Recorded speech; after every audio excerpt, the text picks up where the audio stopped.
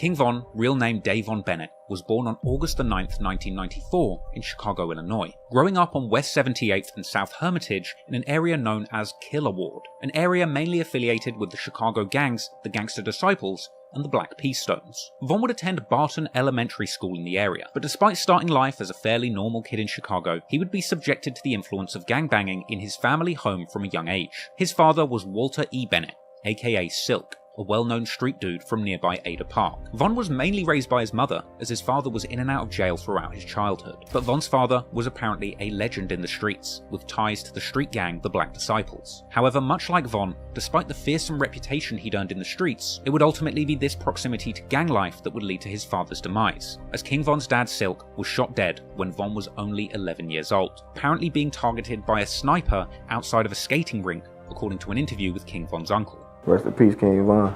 Rest in peace, Silk. That's crazy. Like, I'm with Big Bro every day. My kill his daddy with a sniper rifle. This get deep, though. You know what I'm saying? Yeah, sniper. I hit him with a sniper rifle. They at the skating rink, but you know, that's another story. It seems clear that King Von's father Silk was remembered as a legend of the block. However, coping with the loss of his father at such a young age clearly had a negative effect on the mindset of a young King Von. He would tweet and rap in freestyles years later that he simply couldn't sleep after his father's death. Taking my daddy, I couldn't even go to sleep. And throughout his teenage years, he would post RIP tributes to his father on Twitter to commemorate his birthdays. Naturally, Von would follow in his father's footsteps, getting involved in local gang politics at a young age, with Von actually telling 16-shot and visuals in his very first interview that he got involved in the streets in 4th grade, eventually getting his hands on guns by the time he got to high school. You was like toting pipes in 4th grade, like when you started? I probably had a BB gun or something. It wasn't that hectic, like it ain't get. I just been, you know, in the streets with awesome. I just like being outside. I'm one of the little boys that like sleeping out, just being outside all day, just doing bed. When the gun, all that shit come to play to like what? High school. Yeah, like late 8th grade or some 7th, 8th grade when it really got to that point where you gotta hurt somebody or somebody trying to hurt you and you gotta protect yourself. Von would rap on the unreleased song Wait that he jumped off the porch, getting deeply involved in gang politics in 2006 when he was just 12 years old. Von would initially be a member of a local street crew affiliated with the Gangster Disciples called Killer Ward, being seen in numerous group pictures with that crew. And affiliates from the area would later post tweets suggesting that Von was indeed putting in work for this crew during his time gangbanging in Killer Ward, with Von himself corroborating that he was close to the members in Killer Ward where he was born, but making it clear that he's always been a member of the Black Disciples due to his family affiliation. Now, Von would live around Killer Ward up to around 2008 or 9, after which he would eventually move to the infamous Parkway Gardens housing development. This housing complex is notorious for its affiliations with the Black Disciples street gang. Parkway Gardens would later be referred to by insiders as O Block, but prior to that, it was referred to as Wick City. And here, King Von would meet many of the people who would end up having a huge influence on his life and career. People famous for their affiliation to O Block, whether through the gang wars going on there, or through the music that had been made about the gang war. People like Boss Top, Chief Keef, T-Roy, White, Duke, BJ, Big A, Trey 5, Sharoid, J Money, Platoon, and countless other people that played a big role in Von's life growing up. Von would also attend a new school in the area, the Hyde Park Academy, where he would attend with people from other rival territories with affiliations to the Gangster Disciples. People like FBG Duck, who would even claim in a Twitter exchange in 2014 to have plotted to beat King Von up on the school bus, and people like Lil Mark, who Von would even be seen in throwback pictures with before their feud had escalated into something deadly. Von and his friends started out their gangbanging careers with fistfights with the ops at school, schoolyard scuffles that would unfortunately escalate over the coming years, developing into full-blown gang war with firearms involved. Over time, a teenage Von would begin getting more and more involved in Chicago's street gang conflicts, apparently bringing guns to school as young as age 13. Chop Squad, who went to school with both Von and G Herbo, would claim that Von would even show off guns in class, with it apparently being Von himself who started the trend of teenage gangbangers in their school bringing guns to class. Von was the type of person to bring a pole to school at 13 for. Like, that's what me and Herb was talking about. He was like, he knew it was real when Von walked up to him in school. He was like, he had flashed a pole or something. He was like, Herb knew every day from there it was up. He was like, oh, we bringing guns to school? You know what I'm saying? Like, oh, it's on now. Oh, he's like, man. every day from there, everybody brought guns to school. Oh, man. And he was like, Von was the one to start that off. In fact, G Herbo would even later rap about this on a collaboration with Von called FaceTime, saying that Von showed him a revolver in freshman orientation, an experience which led G Herbo to begin bringing guns to school himself too. Now, King Von was apparently out of control as a youngster, According to one story, Von actually did a shooting on prom night whilst wearing his suit, after literally tweeting out that somebody better not try him in his suit. So naturally, you can imagine Von ended up spending a significant amount of time in trouble with the law as a teenager, with large patches of his most formative years spent inside jail cells. Von went to jail for the first time around August 2010 at age 16 for armed robbery, apparently robbing someone for their car at gunpoint. Something that he would actually later refer to on his song Armed and Dangerous, saying that he was arrested on August 11th, 2 days after his 17th birthday, when he was offered 21 to 45 years in a plea deal. Von would end up spending time in boot camp, an intense military-style juvenile program, ultimately rewarding him with early release. But soon after that initial charge, Von would catch another in January 2011, ultimately spending 15 months behind bars as a juvenile, being locked up between December 2010 and March 2012. And during this time of incarceration, Von's best friend T-Roy would tweet calling for his release. Eventually, in March 2012, Von would be a free man once again, but he was only free for a matter of months, from March to November 2012. But during this time, Von would undergo a transformation, going from a gun-toting stick-up kid to a full-fledged killer after witnessing the death of one of his close friends, which, as he put it, turned him into a demon.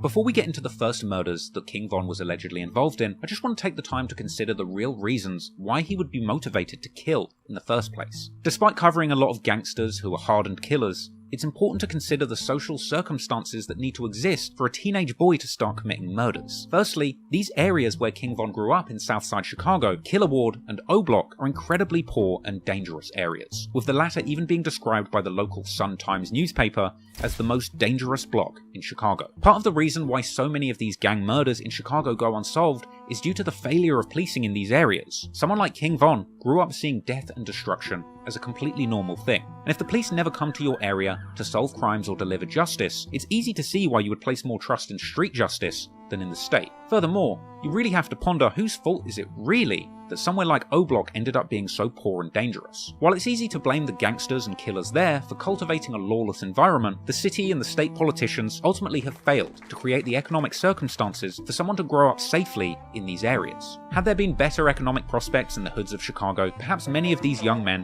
wouldn't have been forced into a life of crime and violence. Furthermore, when it comes to the analysis of King Von's eventual transformation into what some have described as a serial killer, there's actually an argument to be made that geography may have played a part in King Von feeling like he could get away with so many murders. The 70s to the 2000s have actually been described as the golden age of serial murder, and one possible cause for this phenomenon around this period has been cited as urbanization and the concentration of inner city living. Some people have said that putting so many people in such close proximity ends up offering a unique level of anonymity when it comes to committing crimes in these complicated, busy and overpopulated areas. Put simply, this means that in O Block, the sheer amount of people, overlapping gang conflicts, and normalization of violence on the streets means that somebody like King Von could kill multiple people without attracting too much attention to him personally. As sad as it is to say, in the eyes of the cops, a victim is just another casualty of the gang war rather than a specific crime that could be solved. And it's these circumstances that were the perfect conditions for a young King Von to begin killing people in his community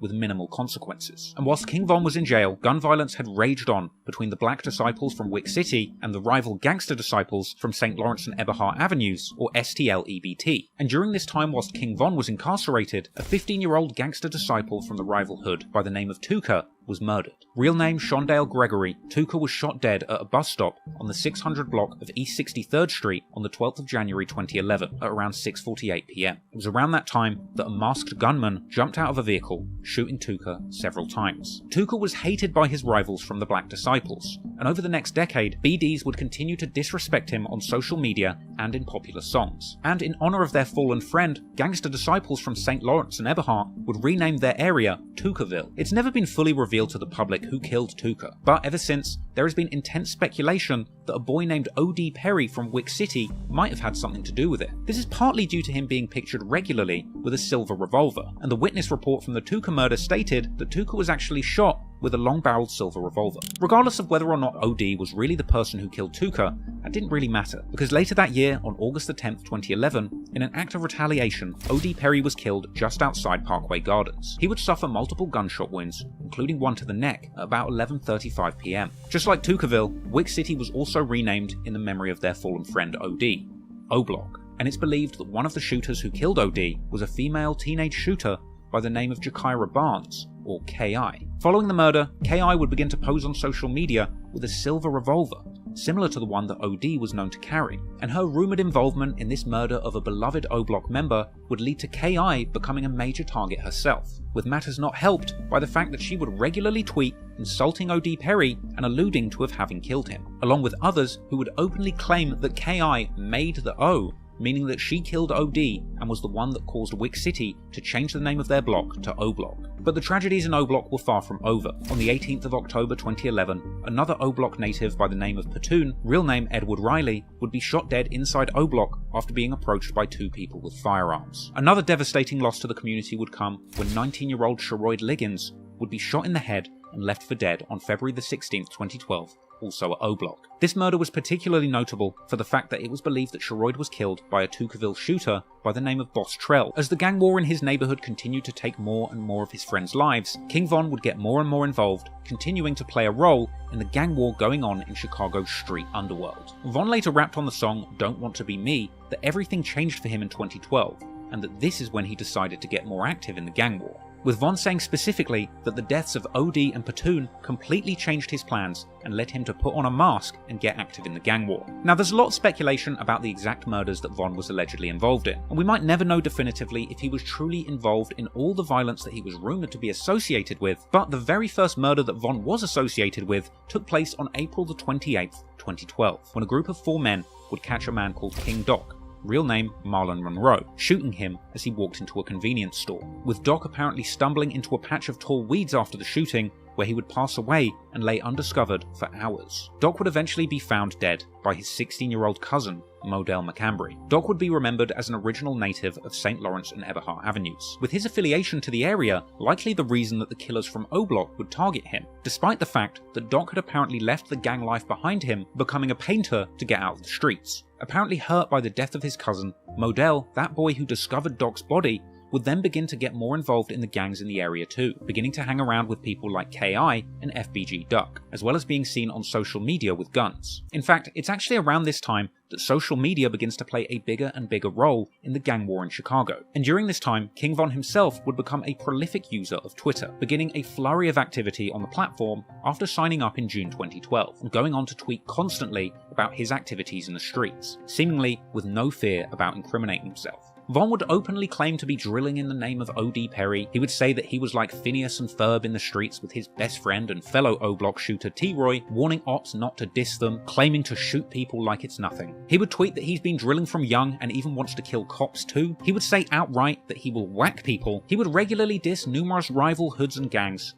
and be claiming to be paranoid due to having so many people trying to kill him. Von claimed on Twitter to get so enraged whenever he hears the name Tuca or St. Lawrence that his trigger finger just starts itching. But during this time that Von was tweeting openly about all the crimes that he was willing to do in the streets, these crimes would continue to play out. On August the 7th, 2012, Von would make a tweet saying that homicide is in the air and that it smells like a graveyard. Then, in the early hours of the morning the following day, on August the 8th, 2012, a group of guys from O-Block, rumoured to include King Von and T-Roy, would be out looking for enemies to kill. Dirty Rel, real name Terrell Joshua, an older member with affiliations to St. Lawrence, Eberhart, and Jarrow City, who had actually moved out of Chicago but was back in town, would end up being shot dead and found on a sidewalk on the first block of East 56th Street in Washington Park just before 3:30 AM. However, in this case, retaliation would come fast. As the day of August 8th, 2012 goes by, that same evening, around 11:30 PM, King Von is out with his close friend White White, real name Tony Dunn. They would go to a convenience store together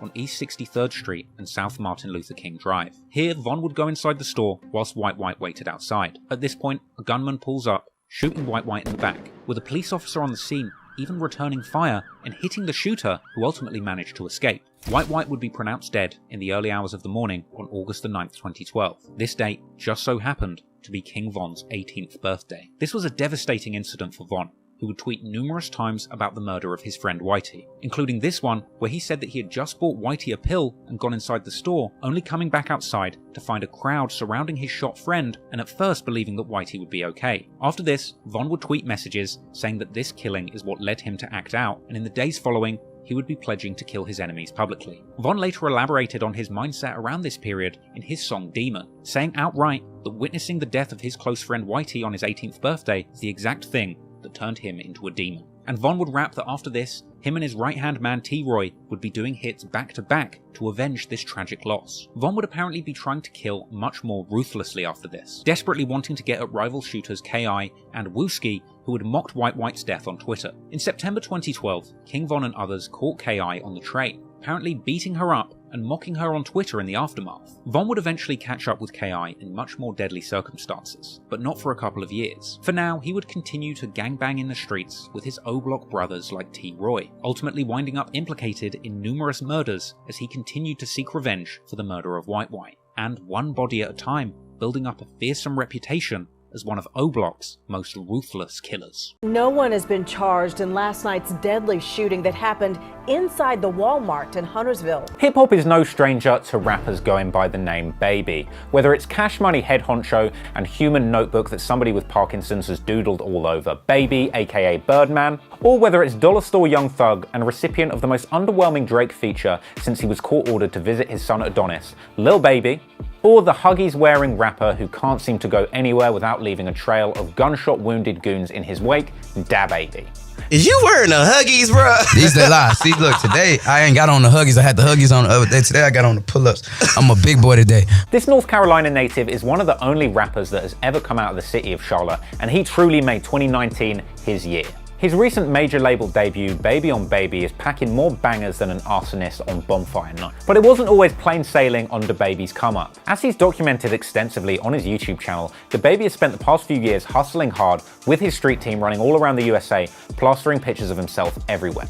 He's dropped numerous projects over the years, such as Nonfiction, God's Work, Baby Talk, and Blank Blank, which actually came out the very month of the deadly Walmart shooting that you're about to find out about. Eventually, he decided to change his name from Baby Jesus to DaBaby because he thought that it was incompatible with the industry, the public, and pretty much anyone in the world. This was probably a wise move, as the last up-and-coming artist to try and go by the name Baby Jesus ended up getting completely crucified, though he did have an equally good street team. DaBaby only recently came to the mainstream attention, partly because of his Baby on Baby project, but also partly because of this deadly Walmart shooting that left a 19-year-old man dead and cemented DaBaby's position in hip-hop as a real-ass dude. However, DaBaby is no stranger to violence, and he's been the target of several incidents throughout his career, including attempted robberies, arrests, and even attempted murder, when in 2017, he actually tried to kill his own career by going to South by Southwest dressed in a diaper.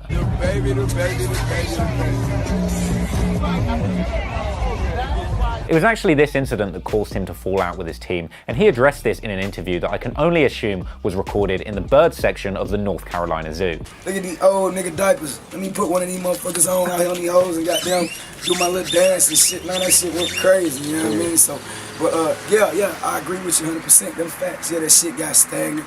Niggas wanted to figure out a different approach and then tried to approach it on some different shit, and that shit didn't work. That's why I'm back on my Baby Jesus shit, you feel me? But seriously speaking, it looked like for a while DaBaby just couldn't get a break. Firstly, he was the target of a pretty tough home invasion which actually left one man shot. When I come around this corner, somebody getting shot. My brother, he either somebody fighting with him, or you know, they done ran somebody running up in her. You feel me? So I come down the hallway. Okay. Come down the hallway. Turn the corner like James Bond. He also was filmed getting pepper sprayed outside of a Gucci Mane show. Yeah, they pepper sprayed the hell out of me.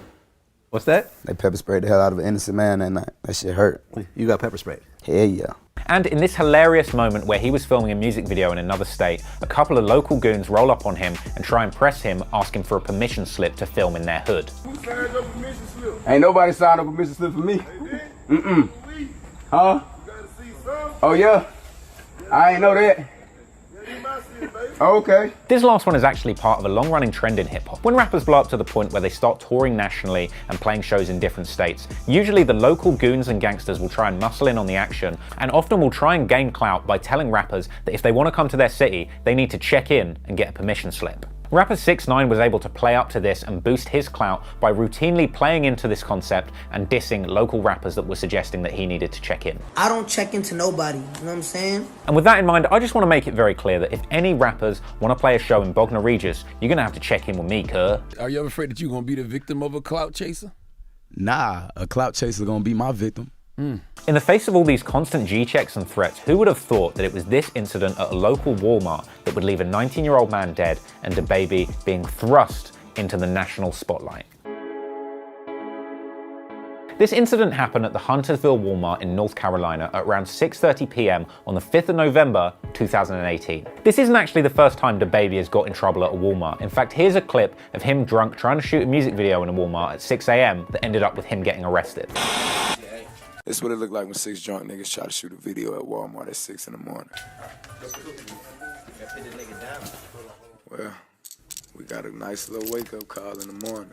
Story goes, DaBaby was in this Walmart with his baby mama and his 1-year-old daughter buying winter clothes. It was at this point that Jalon Dominique Craig, a 19-year-old, approached DaBaby in the kids' clothing section of that Walmart, pulled a gun on him, and said that he needed to check in. We came back down here to check it. They like, yeah, come outside. And then they clutch it. They clutching, hands in the pockets. Yeah. They was in there with that iron. You get what I'm saying? But, you know. So when you got outside?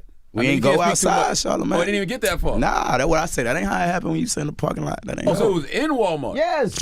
And more breaking news tonight at 5. Police have identified the man shot and killed inside a Huntersville Walmart as 19-year-old Jalen Craig. Some of the details about what went down immediately after the gun was pulled are unclear. But legend has it, DaBaby pulled out a .40 that he keeps on him and fired 2 to 3 shots. One of them hit the victim in the stomach and killed him. In fact, a grisly picture even emerged of the victim laying in a pool of blood at the Walmart. I obviously can't show you this on YouTube, but it is easily found with a Google search. And if I learned one thing from looking at that image, it's that I do not envy the cleanup team working in Walmart that day. Attention staff, we have a code yellow. A G-check is taking place in aisle 4. Could we have a cleanup in aisle 4? There's been a major spillage. Lots of people reported that the shooting was a result of a fight taking place between around 5 people in the store, but there was no security footage to support this, and no evidence of a fight seems to have ever surfaced. Also, many false reports came out suggesting that this death was a result of a shootout in the parking lot. The local news reported extensively on this story, and one reporter even got so excited whilst interviewing the chief of police that she couldn't help but give him sloppy toppy while he was still speaking to reporters. He believed had been involved in a shooting inside of the Walmart. Surprisingly, DaBaby responded in an Instagram live the next day. That footage come out and show y'all how I was in there with my 1-year-old daughter, my 5-year-old little nigga, my baby mama, on some family shit. And he nigga walked up on me, tried me, whipped out on my whole family. A lot of you niggas owe me an apology, dog. Then a day after that, he popped up on Instagram once again to offer condolences to the victim of the shooting, as well as clearing up any rumors that he was using this incident to promote his new release. Condolences goes out to the other parties involved. I can totally understand why people would be upset about somebody using a terrible tragedy to promote their album.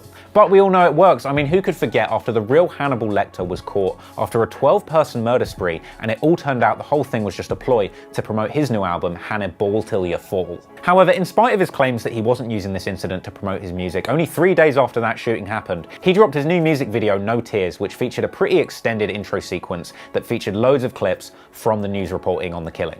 And we begin with that breaking news about a deadly shooting inside the Huntersville Walmart. Was shot and killed inside a Huntersville Walmart. People who were inside that Walmart say it was a chaotic scene yesterday. It's also worth noting that in these clips, he actually did include moments that suggested that the shooting had taken place after a fight. Now, I don't know whether this was a red herring to throw people off of the idea that it was a fight, or whether this is DaBaby essentially confirming that a fight did take place before the shooting. DaBaby was reportedly arrested for carrying a concealed weapon, but these charges were later dropped. This is an interesting tidbit because when you go back and look at some of the footage where DaBaby is talking about the incident, he doesn't necessarily take responsibility for the shooting, but he often just mentions the gunshots that saved his life. And if them gunshots ain't go off, nigga, motherfucking daughter could've got hit, son could've got hit, me. Now, what's most likely is that he's just using clever wording for legal reasons so that he's not necessarily implicating himself in anything beyond a self-defense shooting. But on the other hand, there have been some suggestions made on the internet that he actually wasn't the trigger man in the shooting. Whilst we're talking about the legalities of self-defense shootings, it's worth noting that North Carolina actually does have the controversial Stand Your Ground law, which means that under reasonable circumstances, the duty to flee a dangerous situation are removed, allowing you to essentially by law stand your ground and defend yourself with deadly force. There's actually an amazing moment in DaBaby's interview with Charlamagne at the Breakfast Club when he's asked whether or not the police ever get tired of seeing him on these self-defense charges. And he comes back with one of the realest things I've ever heard a rapper say. Hey, do we get tired of seeing them on 8 self-defense charges? Yeah, okay. All right, let's play fair. Well, the shooting actually seemed to do wonders for DaBaby's career, and it cemented his reputation as a real-ass dude in the hip-hop scene, as well as bringing a whole lot of extra attention to his music. He went on to sign with Interscope in January of 2019, dropped his debut project Baby on Baby, which featured the smash singles Shug and Babysitter. In addition to that, he also became the first rapper to violate Nardwuar the Human Serviette and turned him into Nardwuar the Human Wallet. Yeah, that too. Give him the ski, give him the ski, bro. He tripping. Essentially, DaBaby seems to have an uncanny ability to finesse every bad situation into a victory. In fact, this situation seems to have worked out so well for DaBaby, and he was recently offered a lucrative 7-figure endorsement deal from Walmart.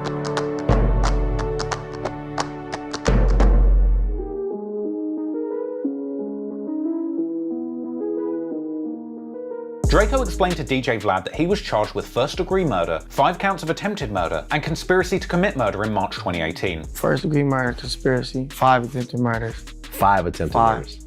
And 2 gun charges. It would later emerge that in addition to these charges, Drakeo was also being accused of shooting from a motor vehicle, illegal possession of a firearm, and criminal gang conspiracy. It's hard enough fighting a murder charge in 5 attempts, but the use of a gang enhancement, a law that's used to impose harsher punishments on those who commit crimes in furtherance of a gang, would see much more serious punishment for the crimes committed if found guilty. In the case of homicide, this meant that Drakeo was facing, at worst, the death penalty or life in prison. Drakeo was quite literally fighting for his life as a result of his supposed gang affiliations. But let's not forget, Drakeo doesn't claim to belong to a particular gang set. So in this case, the cops positioned the Stink Team as its own LA street gang, with Drakeo being the leader, pointing to the Stink Team, aka the Too Greedy family, as a squad of home invaders made up of members of rolling Crip gangs. Prosecutors said that the Stink Team was a gang with around 20 to 30 members, even pointing out that the Asian-inspired logos that they use are a reference to robbing the homes of Asian people, and a common identifier of the Stink Team as a street gang. Drakeo would later tell DJ Vlad that he felt that the cops were simply trying to make him guilty by association for wild things that his gang-affiliated friends were doing completely separate to him.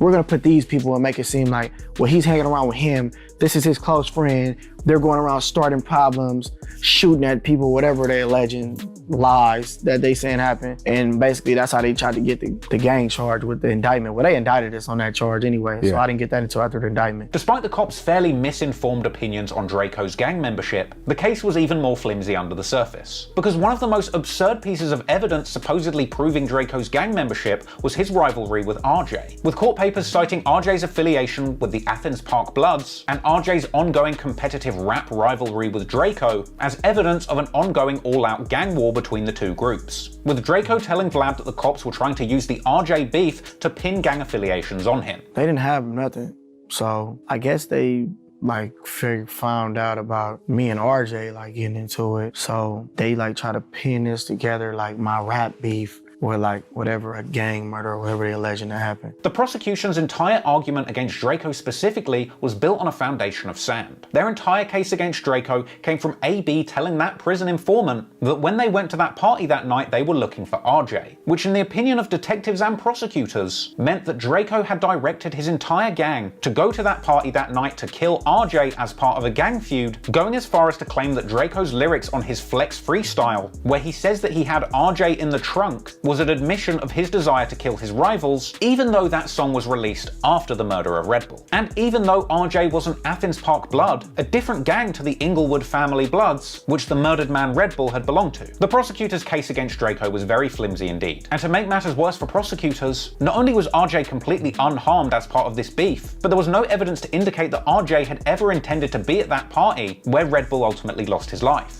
Now, RJ would tell Adam22 on No Jumper that he was aware that the cops had told him that Drakeo was trying to line him up, but he outright denied ever having plans to be at the party where Red Bull was killed. I wasn't supposed to be at that show. I wasn't supposed to be at that show, and nobody... The show that they're saying that he was sending someone to kill you at or whatever, yeah. I think I got a lot of love out here, you know what I'm saying, even from my enemies, so... I don't think nobody was trying to kill me. RJ would also go on social media denying that he ever planned to attend that pajama party where Red Bull died, saying that he had a show elsewhere that night. I've never been a runner, nor a no-show.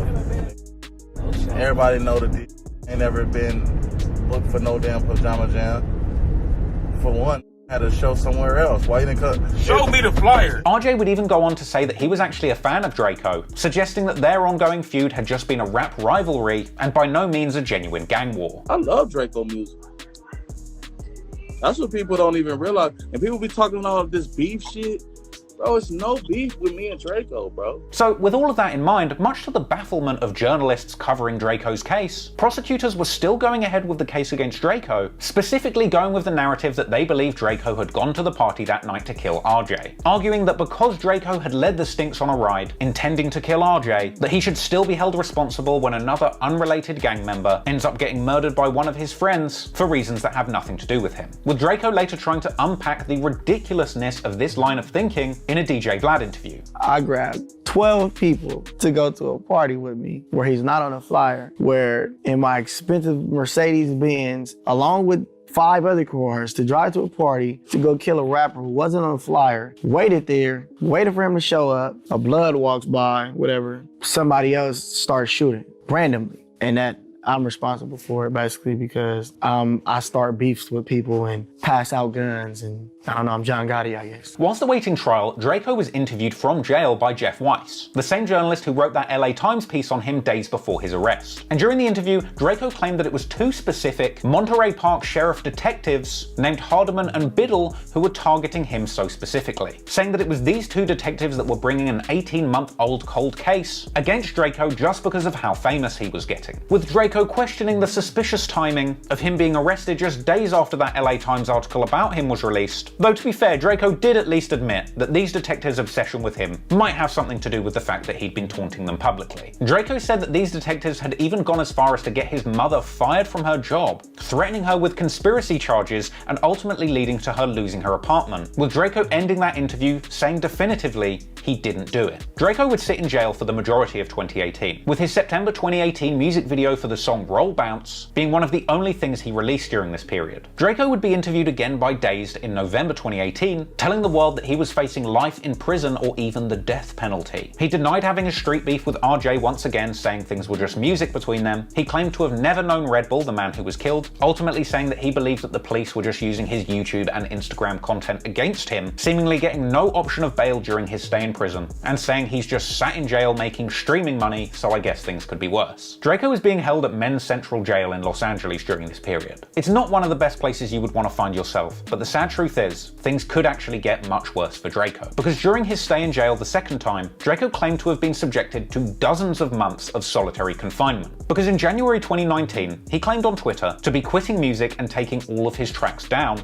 blaming Detective Hardiman for the end of his career for trying to use his lyrics against him. But perhaps Draco underestimated just how grimy this detective really was, as a result of being publicly shamed for ruining Draco's career, because that tweet would end up getting used against him too, as the detectives and prosecutors would make moves to have Draco's public statements about them on Twitter as grounds for further punishment, with Draco later telling DJ Vlad that he was subjected to months of solitary confinement not for violent behaviour, but because of his followers on social media hating on the detective that had built the case against him. I had put up a post. I wanted to take my music down and shit because they were using it against me. They had like 4,000 comments and shit like that. And he went to a judge and got an order basically saying that. And my comments was basically saying, F him, his mom, calling him, saying that they want to kill him and all type of weird shit. Because of my influence and my followers and all this other stuff that he feels that these threats can be carried out and all this like weird shit, so they took my privileges. Draco's lawyer would come out later to say that his public statements on Twitter, specifically this tweet, is what wound him up in the solitary confinement cell, more specifically, the exact cell that Suge Knight ended up in. You know, Draco was in,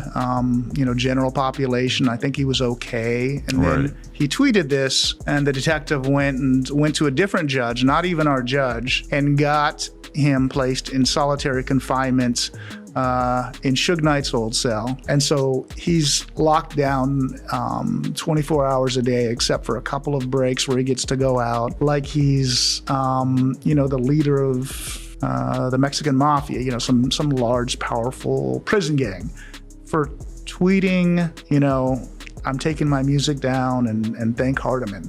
And he's remained in there for 8, almost 9 months now. Draco would later tell Andrew Callahan in a podcast that it was around the 10-month mark that his mental health started slipping and he begun having hallucinations in his cell alone. Yeah, it seems like all that time in solitary would probably make you go crazy. Yeah. Do you start hallucinating or having like... Oh yeah, for sure. Just seeing shit that is not there. I don't know, like shadows, shit like that. Everything was cool to like my 10th month. Like 10th month and then, I don't know, shit started going left. But yeah, the room started getting smaller. Like shit started, like, it's crazy. So you felt the walls start to close in? Yeah, pretty much. I never knew what that was saying, man. I know now, though. The cops and prosecutors put Draco through hell whilst awaiting trial. They used every dirty trick they could to keep him down, but eventually he would have his day in court. Ultimately, Draco would emerge from his case victorious. But once again, even with the law seemingly on his side, the powers that be still wanted to play dirty and take Draco down. Draco had been in jail for well over a year by the time he was finally able to go for trial. It was clear what the prosecutor's strategy was: try and draw flimsy conclusions from Draco's public persona as a gangster in his music to paint him as the real leader of a bloodthirsty street gang. But when the facts of the trial came to light, it was clear what had really happened. Draco was rolling with friends of various gang affiliations, and just so happened to be there when 2 of his gang-affiliated friends saw one of their enemies and started shooting. But the cops would throw everything they had at Draco to try and paint him and the stink team as guilty of gang activity. Apparently when it came to trial, prosecutors even called a store clerk from Neiman Marcus to testify against the stink team for regularly spending stolen money in their store and rapping about it. A troll-level reference to Draco's earlier lyrics about his ops being so broke that the Neiman Marcus employees don't know who they are. The prosecutors even went further, spectacularly bringing out several Asian men and women, accompanied by foreign language interpreters, asking them one by one if they have ever been to Neiman Marcus in Beverly Hills, with each telling the courts no, they did not authorize the stink team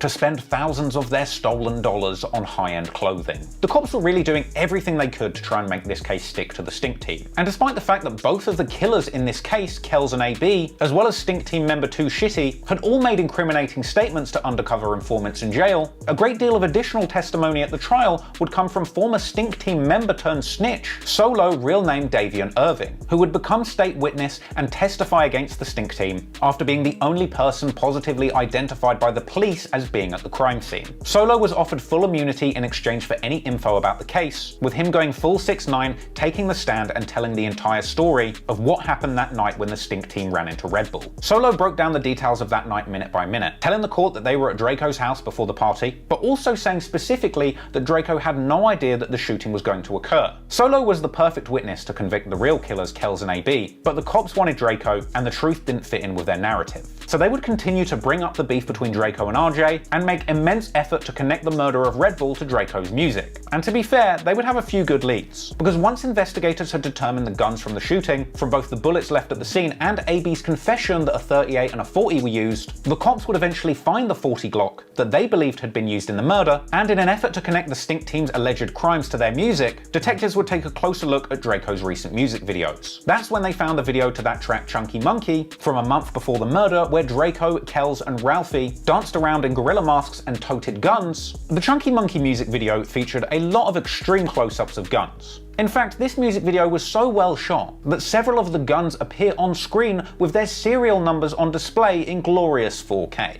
It was later alleged that a gun featured in the video with its serial number on display was the exact same pistol that had fired the .40 caliber cartridge that was found at the scene. Though to be fair, it was claimed that other people had possessed that gun between the Chunky Monkey music video shoot and the actual murder of Red Bull. Also featured heavily in the Chunky Monkey music video was Draco's signature Mercedes SUV that was also seen at the scene of the Red Bull murder. At the time, people were commenting all over that video that everybody included in it is now facing 25 to life. But of course, all of that incrimination was really bad news for Kells and AB, the young shooters who had actually done the crime, with the prosecution's case against Kells looking particularly strong. Not only had he been duly snitched on by himself and his friends to those undercover informants, but the cops also had evidence that following the murder, Kells had posted clips on social media saying that he was sipping on Dead Bull, as well as another clip that was posted on his own Facebook that had a bunch of people in the comments talking very reckless about what had happened to Red Bull. It was clear that Kells and AB were very deeply tied into LA's Crip gang politics. Combine that with the fact that Red Bull was a seemingly beloved Inglewood blood with a deep reputation in the streets, it's not unsurprising then that during the trial against Kells, it was reported that the court was lined with both Bloods and Crips in attendance, evidence to show support and pressure respectively, with the heavy blood and Crip presence on both sides apparently leading to a courthouse brawl where somebody was stabbed during the trial. Things were getting real in the Compton courthouse, but ultimately that wouldn't matter. Draco's co-defendant Kel's real name Michael Buchanan was ultimately convicted of murder and multiple accounts of attempted murder with the gang enhancement, avoiding the death penalty but receiving a full life sentence, with the other shooter AB being under 18 at the time of his trial, and at this point it's unclear whether or not he faced trial privately as a juvenile, with the results not being made public, or perhaps due to delays in the legal system, maybe he's not even gone to trial at all yet. But with all of the evidence against him, you can safely assume he probably got a similar outcome to Kel's. Meanwhile, Ralphie the Plug was convicted of second-degree burglary and possession of an assault rifle with a gang enhancement. But of course, the most eagerly anticipated outcome of the whole trial was for Draco himself. His trial would last a whopping 8.5 weeks, during which apparently 2 black jurors were removed from the case after expressing concern that the gang evidence used against Draco was not accurate. But no matter how many dirty tricks the prosecutors tried to pull against Draco, in the end he was victorious. So on July the 25th, 2019, at a Compton courthouse, Drakeo The Ruler would finally be acquitted of murder and attempted murder. He would tweet in celebration, "For everyone that thought I was gonna lose, I won, bitch."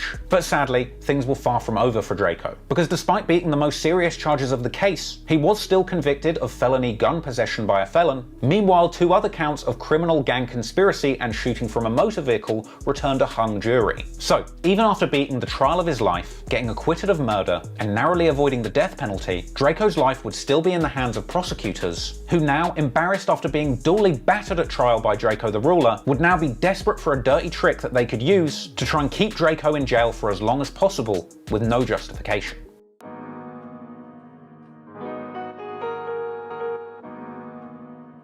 In the end, the district attorney decided to refile charges of criminal gang conspiracy and shooting from a motor vehicle against Draco, as these counts had originally returned a hung jury. Shooting from a motor vehicle is a crime that could see Draco facing 3 to 7 years in jail, but with the gang enhancement, that criminal gang conspiracy charge, Draco was once again facing life in prison, even though he'd been fully acquitted on those original murder and attempted murder charges. This was a dirty move by prosecutors, who were essentially holding Draco in custody for a crime he had already been acquitted of. If the jury had already found him innocent of murder and attempted murder, it was quite the stretch to suggest that he had still shot from a car and been involved in the conspiracy, but clearly the prosecutors had a grudge against Draco after losing in court over the main charges. And of course, if keeping Draco in prison after he was acquitted wasn't enough, prosecutors also made sure that during this time, Draco was still held in solitary confinement. But somehow this didn't stop Draco from still managing to get access to a phone and tweeting about his case, with Draco taken to the net in September 2019, telling the world that he was essentially being charged for the same crime that he got acquitted for a few months previous, saying enough is enough, and acknowledging he knows detectives are just trying to get justice for the victim's family, but surely his acquittal and Kel's conviction would mean something to prosecutors. It didn't. And the cops would do everything they could to keep Draco in jail after his acquittal, with Draco's lawyer later telling No Jumper in an interview that he believed that the cops and prosecutors were seeing Draco as a trophy. It's a trophy. He's a trophy.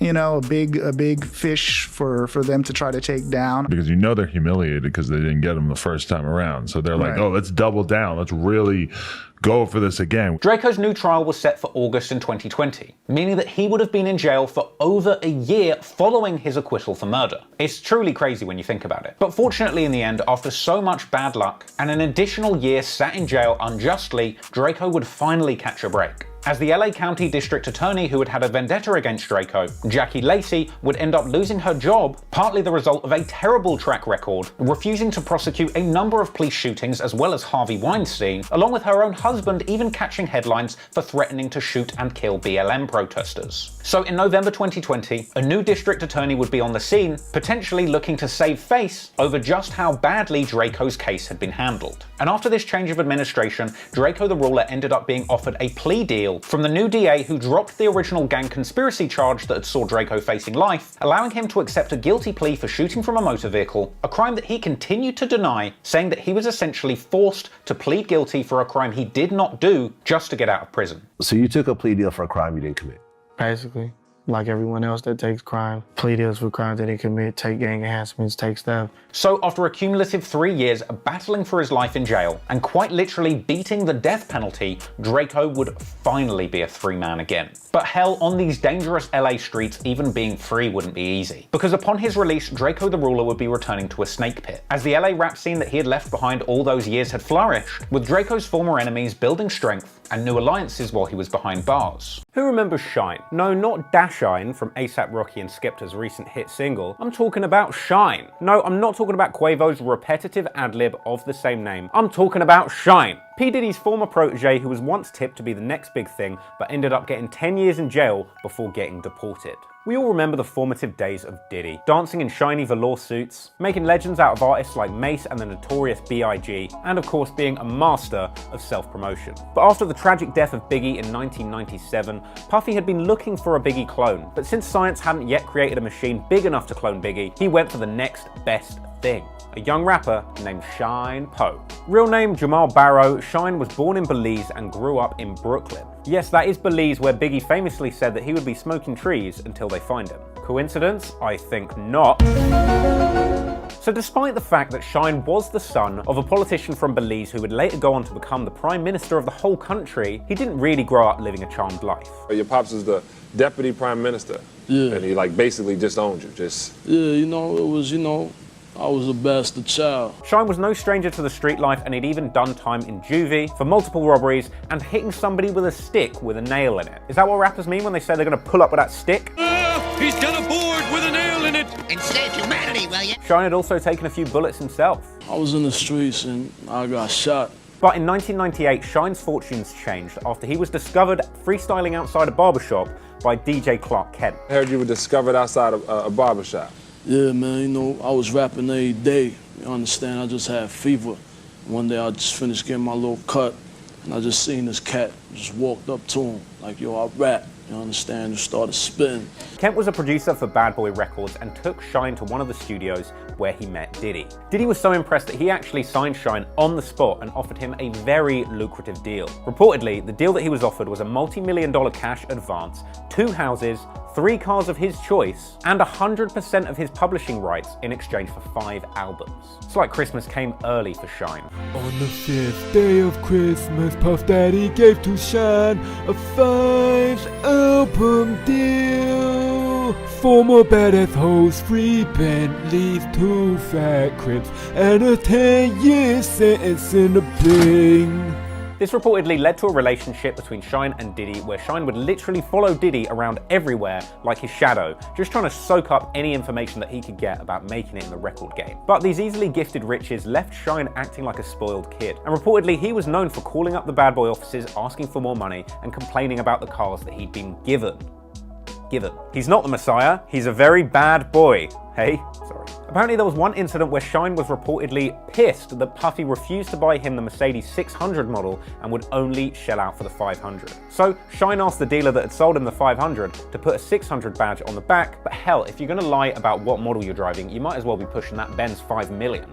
Nice. But none of that mattered because a week later, he wrecks the car. Nice one, Shine. So Diddy signed Shine and reportedly he was considered Biggie's replacement. In fact, maybe a little too similar to Biggie. Shine had a deep, raspy voice which did sound a lot like Biggie's, but was kind of unusual for a guy that was so skinny and small. And quite frankly, if you go and listen to any of Shine's records, you are going to hear a dollar store Biggie Smalls. Honestly, Bad Boy's a fucking dynasty. Ooze of the Glock, watch you ooze on the spot. Puff don't get a nod, nothing move on the... So Shine was being groomed to be the golden boy of Bad Boy Records and would make high-profile appearances on the albums of both Mace and Puff Daddy himself. But before Shine could even get the chance to drop his own solo effort, some shit would go down that would change Bad Boy and his life forever. On December 27th, 1999, Shine hit Club New York in Manhattan, and he was joined there by Puff Daddy and his girlfriend at the time, Jennifer Lopez. You know, Jen from the block. Now in the same club that night were some tough Brooklyn street dudes. Specifically, a guy named Matthew Scar Allen and his friend Julius Jones, who supposedly were known to Shine at the time, but more about those guys later. Now, there's a lot of conflicting reports about what actually went down that night. Scar and his crew were reportedly upset by Diddy bumping into them and some champagne being spilled. This apparently was combined with general disrespect of Diddy just flossing on everybody in a mink coat and dripping with diamonds. is a bit annoying. So one of the people in Scar's crew apparently was really offended by this and decided to retaliate by throwing a stack of money in Diddy's face. Now here's where the timelines get a little bit tangled. Now at this point the prosecution say that Shine pulled out a strap and started letting off shots into the crowd. But according to Shine, Julius was actually the one who pulled out a strap first, so Shine pulled out his gun and shot him in the shoulder. But I definitely shot the guy that was trying to shoot me. I shot him in the shoulder. At this point, security grabbed Shine, which caused his gun to go off in the air. When I hit the kid that tried to shoot me, that's when the security from the club went and, tried to grab me, and that's when the ratchet went off into the air. Now in the confusion, a woman named Natanya Rubin is shot in the face, but does survive. Shine later claimed that she was actually known to him as well, and I swear Shine knows everybody in this club. You know that Natanya Rubin, that was my homegirl. Right. You know what I'm saying? And we knew Natanya. We used to go to the studio with her. And some witnesses suggested at this point Diddy pulled out a gun, which he denied.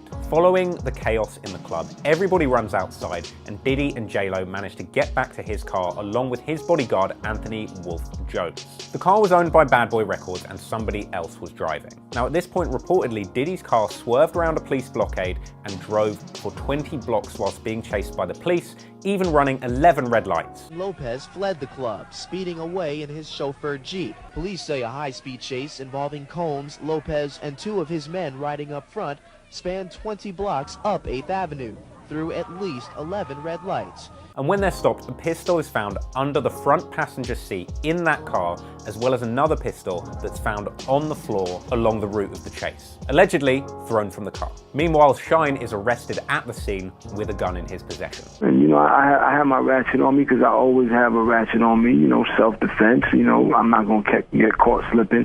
There was no World Star back in those days. Shine got caught, as a matter of fact, when he ran out of the club that night. So everybody, including J-Lo, end up at the police precinct for the night. And reportedly at this point, Diddy tried to bribe his driver with $50,000 to take the rap for the gun on his behalf, also offering him a $40,000 diamond ring that J-Lo had given Diddy as collateral. It's not a good look.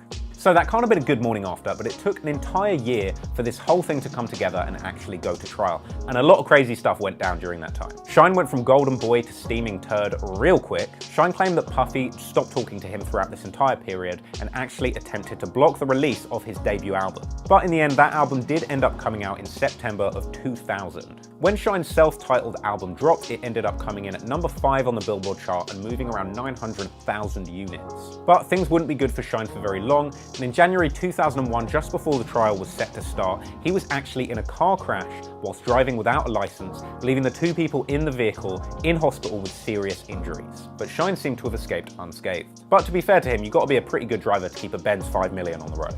But still, not a good look for Shine, and it was actually after this incident that Puff Daddy's lawyer, Benjamin Brathman, asked Judge Solomon, who was ruling over the case, to try Shine and Diddy completely separately, though this was denied. Also, whilst this was going on, J-Lo and Puffy's relationship was publicly on the rocks, and there was a lot of speculation as to whether she would be called to the stand. During this time, J-Lo famously went to the Grammys with Puff Daddy while wearing an incredibly revealing dress, which supposedly was an attempt to try and distract the media from these pending charges. She wore that dress because Puffy was in a little bit of trouble then, and it was a way to sort of deflect attention from him because you were looking nowhere but right there. Jennifer's barely there Versace gown did more than raise eyebrows on the red carpet. The dress caused a sensation on the Grammy website. This was a technique that was later used by Young Thug to distract people against his crimes against music, as well as his role in the Lil Wayne tour bus shooting. So, J-Lo publicly stayed with Puff Daddy in the lead up to the trial, but behind closed doors, she was getting piped by the backup dancer. Jennifer Lopez wanted to date Chris Judd. Chris Judd wanted to date Jennifer Lopez, but she was still with Puffy. Maybe she was just staying with him because of all the publicity. But there were lots of stories of she and Chris, and people would see them every once in a while, like kind of stealing moments. See, Stormzy, nothing wrong with being a backup dancer. But with all of this stuff going on behind the scenes, eventually that big day came, and it was time for Puffy and Shine to go to trial. Now, this isn't just some case that disappears overnight. This is far too juicy for the media to let go of. So here's where things start getting really crazy. Shine was charged with attempted murder, assault, reckless endangerment, and possession of an illegal firearm. Diddy, along with his bodyguard Wolf, were charged with possession of a illegal firearm and bribery. Sean Puffy Combs faced the possibility of 15 years in jail on charges of gun possession and bribery. Julius Jones, one of the thugs that was there that night that was hit in the shoulder, as well as Natanya Rubin, the woman that was shot in the face, both filed civil lawsuits against Puffy. 27-year-old Julius Jones of Brooklyn was in Club New York on December 27th and in the way of a stray bullet. I ain't had no time to duck. It just hit me. I felt, the burn sensation on my shoulder. I just dropped instantly to the floor. The next thing he remembers after the bullet pierced his shoulder. People screaming, running for the door to the exit, trying to, get out the way. Julius says that he saw both Shine and Diddy holding guns in the club that night, and Natanya Rubin testifies that she saw Shine and Diddy both shooting guns in the club that night. And the doctor that examined her after the incident relayed to the court that she had said when she came into hospital that night that she had been shot in the face by Puff Daddy, which is unusual because usually women that get shot in the face by Puffy end up getting a single deal. So finally, over a year after this shooting took place, it's finally ready to go to court, and Diddy assembles an impressive legal team that looks like the Avengers of acquitted assholes. This was an all-star team which included legendary lawyer, dead wife maker Goa Awaya, and inventor of the Prince Albert, Johnny Cochran. And he was joined by Benjamin Braffman, a famous mob lawyer who was known for defending Sammy the Bull Gravano. Before the trial's set to start, Puffy hosts a press conference. Puffy's legal position is pretty simple. Everything else is a lie, and he's totally innocent. On Sunday evening, I went to Club New York. And under no circumstances whatsoever did I have anything to do with a shooting. I do not own a gun, nor did I possess a gun that night. Puffy barely speaks after his opening statement, which is unusual because he's usually always running his mouth, and his lawyer picks up most of the slack. It's a long press conference, but here are the main points. 1, everybody is lying about Puffy having a gun. It was found in the front seat and had nothing to do with it. Mr. Combs went by himself in a limo with Miss Lopez, went to a club. He did not possess a gun. She did not possess a gun. Whatever happened at the club had nothing to do with him. 2, Puffy didn't tell his driver to run from the cops. Did Sean Puffy Combs tell him to drive away? No. 3, he denied any confrontation having ever taken place in the club. The police complained to someone threw money at him. Oh yeah, and you believe it. Okay, no one threw money at him, it's a lie. Now, one of the main arguments by the prosecution were the 3 guns. Now, 3 straps were recovered in total. 1 on Shine, 1 in the front of Diddy's truck, and 1 on the street had claimed he was standing at the time of the shootout. The bullet in the ceiling would have come from a gun that he was holding. One of the biggest bombshells came from Puffy's driver, Wardell Fenderson, who said that when he dropped Puffy off at the club in the SUV, he saw Puffy in the back holding a black handgun. Also, it has been brought to my attention that a number of you are stroking guns. Now, this is very interesting because if you go back to that initial press conference, he says that Puffy didn't even arrive in his own car, but he arrived in a different vehicle, trying to make the case that if he didn't arrive in the car that the gun was in, then it couldn't have possibly been his. But if he left in a different car to the one that he arrived in, and the gun was in that vehicle, then surely it's more likely that he was carrying that gun around with him, regardless of what vehicle he was in. He never went in that van to that club. He went in a private limousine. Hey, I don't know. In another development today, Natanya Rubin, who was hit by a flying bullet during the shooting, criticized the media for focusing on Combs and Lopez rather than the victims. I'm not famous. Does that make me any less valuable? But on cross-examination, Puffy's defense made a compelling case that both witnesses were just motivated by money because of the fact that they had already filed a civil suit against Puffy. So that's Puffy's case, but Shine's defense was a little bit different. He was trying to get off on the basis of self-defense, suggesting that he wasn't the first shooter, and that Julius, who he'd shot in the shoulder, had shot at him first. He also said that the bullet that hit Natanya in the face might not have been from him and could have been a ricochet. He affirmed this years later after his release on the Combat Jack show. What was that second that made you say, fuck this? That second was when somebody reached for their strap. When I hit the kid that tried to shoot me, that's when the security from the club went and, tried to grab me, and that's when the ratchet went off into the air. Now, Shine said that he had heard death threats made to Puffy in the former incidents in which Puff Daddy is also allegedly being investigated for possessing stolen guns during concerts in 2 other states. Incidents he says never happened. This afternoon, jurors sent the judge 2 notes, one of which asked for a transcript of a phone message Combs left Wardell Fenderson, once his driver, now the prosecution's star witness. Now, one of the most interesting aspects of this court case was the absence of Matthew Scar Allen, one of the thugs that had supposedly instigated the incident that night. Now, Scar was actually known to Shine before this incident took place, and Shine even admitted later on that he had sent Scar on missions in Brooklyn before. And Scar was a little tough guy, you know what I'm saying? I done sent Scar to do missions for me. Hey Scar, it's your boy Shine. I got a mission for you. Meet me at the parking lot with a hairdryer and some dental floss. We're gonna turn this 500 into a 600. Scar was initially scheduled to appear at this trial, but never did because he got a gun charge and failed to appear in court, going on the run and becoming a fugitive in the process. But in another shock development, Scar was eventually captured. And while he refused to testify in this case, he did offer a verbal description of what happened that night, which was written up by a senior investigator and signed by Scar himself. The statement essentially said that a third man in their group had thrown the money in Puffy's face after being offended by Puffy knocking over Scar's drink. He then says that Puffy pulled out his gun and opened fire from only 4 feet away. Puffy rebuked this, saying that he was never closer than 8 feet to Scar Allen at any time and there were always people in between them. He also went on to say that he pretty much had no idea why Scar was screaming at him in the club. Which is funny, because usually people have no idea why Diddy is screaming at them. Savage! I'm a savage! Oh! I'm a savage! Whatever I want, I'm going to get! Whatever I want, I have to get! But in another interesting revelation from Scar's letter, it was revealed that apparently Puffy and Scar both had dueling hits out on each other.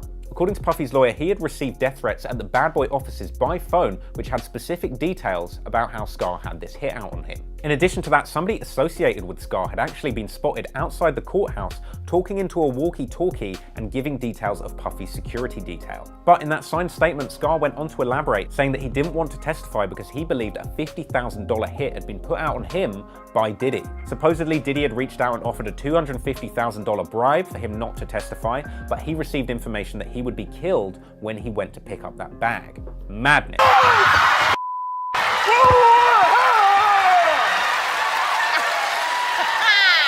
Sorry, wrong clip. I want to just thank God for just being here for me and just protecting me. My lawyers bringing me these 2 great lawyers, 3 great lawyers. Johnny Cochran claimed that this was the last criminal trial that he was doing before he was going civil full time, and what a way to go out. Though I personally think getting OJ off a second time for the sequel would have been a much better way to go out. But as we all know, Shine wasn't so lucky. Though he was acquitted of the most serious charge, attempted murder, he did end up taking the rap for all the other charges. So that's first-degree assault, reckless endangerment, and possession of an illegal firearm, and he was facing 10 years in prison. After the trial, Shine spoke out publicly against Diddy. He said that Puff lied about the 2 of them being close and their intentions to meet at Club New York that night. He also claimed that a bouncer that testified in the trial that they jumped onto Diddy when the shooting started, proving Puffy didn't have a gun, was lying. Puffy's response to this was pretty compassionate, and he actually said, "I'm deeply saddened about Shine's conviction. I believe that Shine had no intention of hurting anyone. My own victory is bittersweet because of what happened to Shine and the victims." Oh, and he also added at the end, So after the case, Puffy got a slew of civil lawsuits that totaled around $1 billion and change. This included Ruben, who wanted $150 million, Julius Jones, who wanted $700 million, a third shooting victim called Robert Thompson, who wanted $50 million, that driver that was offered a bribe wanted $3 million, and the club venue wanted $1.8 million. Ruben's attorneys wouldn't rule out filing a civil lawsuit. Last week, another shooting victim filed an $800 million lawsuit in connection with the shooting. And this is crazy. I mean, if you could get $1 billion bag from getting shot in the face by Puff Daddy, everyone would be doing it. Hell, maybe that's how Elon Musk got his funding secured. But anywho, that civil trial was settled in 2011, and at least Netanya Rubin ended up getting $1.8 million. Not bad, but it ain't Akon though. Netanya spoke out about 15 years after this had even happened, just to remind everyone about just how hard she'd had it. She said the news was sympathetic to the celebs rather than the victims. Puff Daddy went on to change his name to P. Diddy to try and get away from this incident and improve his brand, and he just continued on with his career, making lackluster music and amusing hip-hop fans the world over. I'm sure you can guess what Shine did after being sentenced to 10 years in jail. He sat in the slammer for 10 goddamn years. There was an interesting 2004 MTV interview with Shine while he was still behind bars. How would you describe the reality for those who might think they know what it's like? Oh no, this thing is for real. Like, you know, this thing is serious. You know, this is life or death.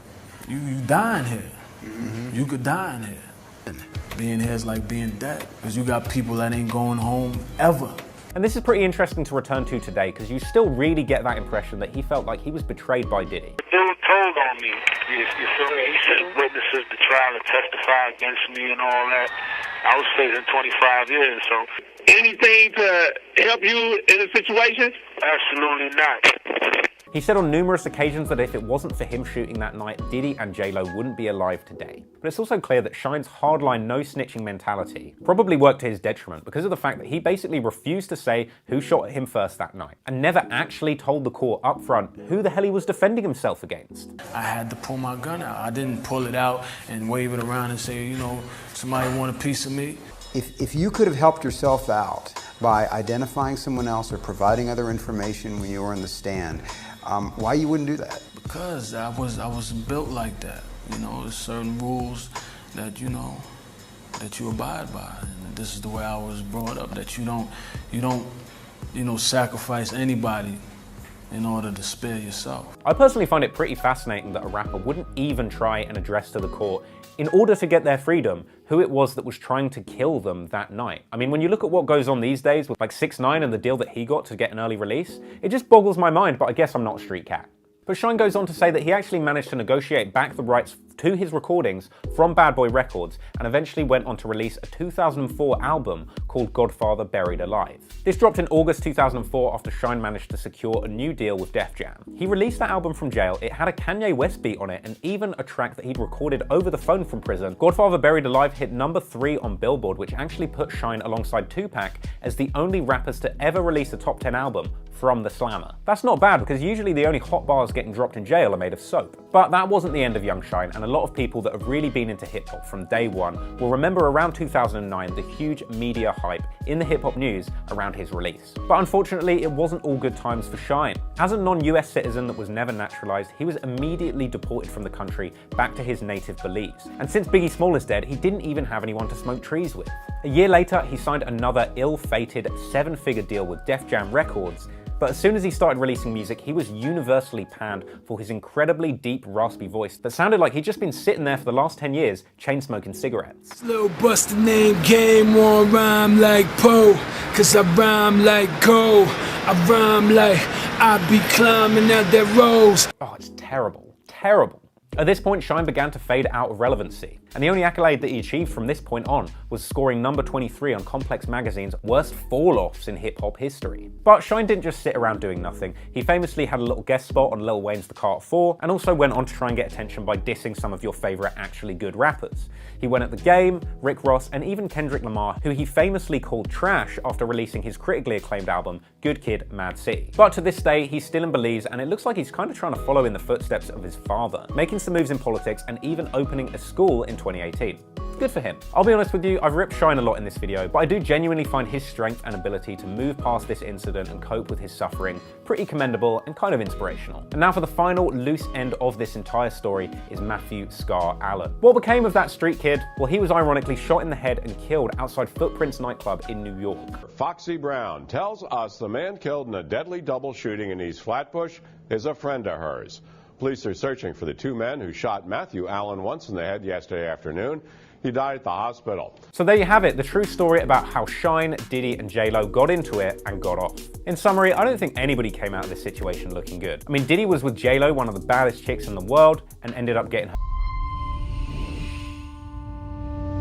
After the dramatic clash between Brian Steele and Judge Glanville, the case against Young Thug seemed to be in terminal decline. Soon, there would be light at the end of the tunnel for Thug and his team, but in the midst of these courtroom dramas, out on the street, there was another tragedy playing out, as on September the 5th, 2024, the hip-hop community woke up to the sad news that another Atlanta rapper that was caught up in this whole drama, Rich Homie Quan, had suddenly passed away at his home. It was later revealed that this was the result of an OD, and while some had later claimed the possibility of foul play, the sad reality is that Rich Homie Quan was just another unfortunate victim of addiction. No doubt, the loss of his friend Big Nut and the tragic decline of his career playing a significant role in his fragile mental state. The death of Rich Homie Quan was a tragic conclusion to the over 10-year story of Atlanta hip-hop, with years of mystery surrounding exactly why his and Young Thug's relationship fell apart. Sadly, small details from the trial and surrounding it painted a picture of Quan heartbroken, betrayed, and scared by YSL allegedly arranging the murder of his friend and mentor. It's hard not to feel like Thug and his people may well have played an indirect role in the mental decline of this clean-hearted Atlanta rap legend. But Quan's death also represented closure for one of the biggest loose ends in this gang-related murder that YSL members were so desperate to disassociate from. The following month after Rich Homie Quan's death, things would be all over as one by one, many of those involved in the case would begin to take advantage of the courtroom disasters and get generous pleas. Quamavius Nichols pled guilty to 1 count of RICO charges, with murder and weapons charges being dropped. He gets a 20-year sentence with only 13 on probation, and then 2 more pleas get given out the next day. Rodalius Ryan, aka Lil Rod, and Marquavius Huey, aka Qua, both took plea deals. Rod pled guilty to a single count of violating the RICO Act, with a murder charge being miraculously dropped in favor of this deal, getting 10 years, which was commuted to time served, as he was apparently incarcerated for a period of time for another murder that he'd committed at age 15. Meanwhile, Qua, initially indicted on 19 charges, copped down to 9 charges, earning him a 25-year sentence, of which he would only need to serve 9. The judge even told Qua that his deal was remarkable, and that he was lucky to only have to serve 9 years after facing a potential 3 consecutive life sentences. These were incredibly generous deals, likely made possible by the complete collapse of the trial amid the drama in the courtroom. And after these deals, it just left Young Thug and 2 other co-defendants still on the hook. But it would seem that Thug might just wind up getting the most generous offer after Gunna. The deal that Thug ultimately ended up taking would be absolutely mind-boggling, as on October the 31st, 2024, Young Thug finally agrees a plea deal, pleading guilty to a total of 5 charges, including participating in a criminal street gang, 2 drug charges, and firearms possessions, as well as pleading no contest to the most serious charge of violating the RICO Act, and a charge of occupying a leadership position in a criminal street gang. Nolo contendere, or a no contest plea, is a type of plea where the defendant neither admits or disputes the charge, refusing to admit guilt, but accepting the punishment as if he was pleading guilty, not dissimilar to Gunna's Alford plea. Once this plea was accepted, Young Thug would deliver what was described as a heartfelt speech before leaving the courtroom. Thug started off his speech randomly saying "yes ma'am," which I can't help but think was a subtle dig at Gunna's plea.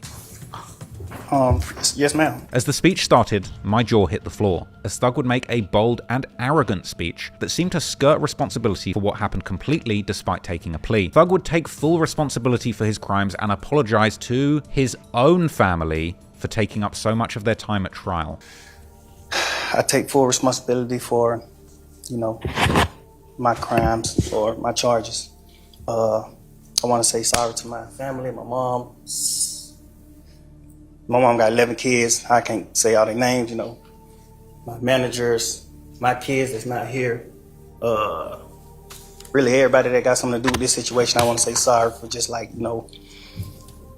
having so much time invested into this. Interestingly, the first thing Thug says after that is that he's a smart guy, giving himself a pat on the back as one of the good guys with a good heart. I am a smart guy, I am a good guy, and I really got a good heart, I find myself in a lot of stuff because I was just nice or cool, and I understand that you can't be that way when you reach a certain height, because it could end bad, and it don't really have to have nothing to do with you, but it could end bad and it could, fall on you. Yes, Thug was basically giving the most self-congratulating apology in history, saying that it was probably because he was too nice and couldn't say no to his killer gang buddies that got him wrapped up in their drama. Thug then pretty much moves straight on to saying that the sentence is up to the judge, but making it clear that he wants to go home today. And weirdly saying that he hopes he bumps into the judge in a bar in the future, inciting chuckles amongst the guards. I know the choice is yours, it's up to you, and I hope that you allow me to go home today and just trust in me to just do the right thing and never see you again unless it's at a bar in the future or something. Just out of this type of situation, I promise you I won't ever be in this type of situation again. I'm going away.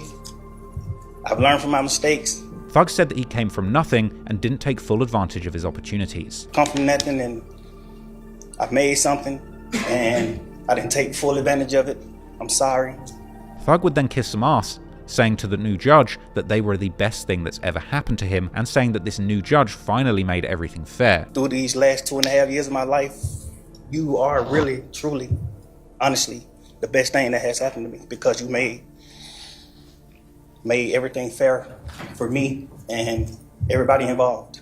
on both sides. Noticing the sheriffs were entertained by some of his comments, he then turned his attention to them as if he was doing a stand-up set, apologizing for them having to spend their time on the trial, but then joking it was good if they at least got paid more. I'm sorry to the sheriff, everybody for just having to put extra time in. I know y'all got paid more money, but I'm sorry for y'all having to put this extra time in to be away from y'all family, Thug continued to beg the judge to allow him to go straight home because of how much good he brings to the world. You find it in your heart to allow me to go home and be with my family and just do better as a person. I know what I bring to the table. I know what I am.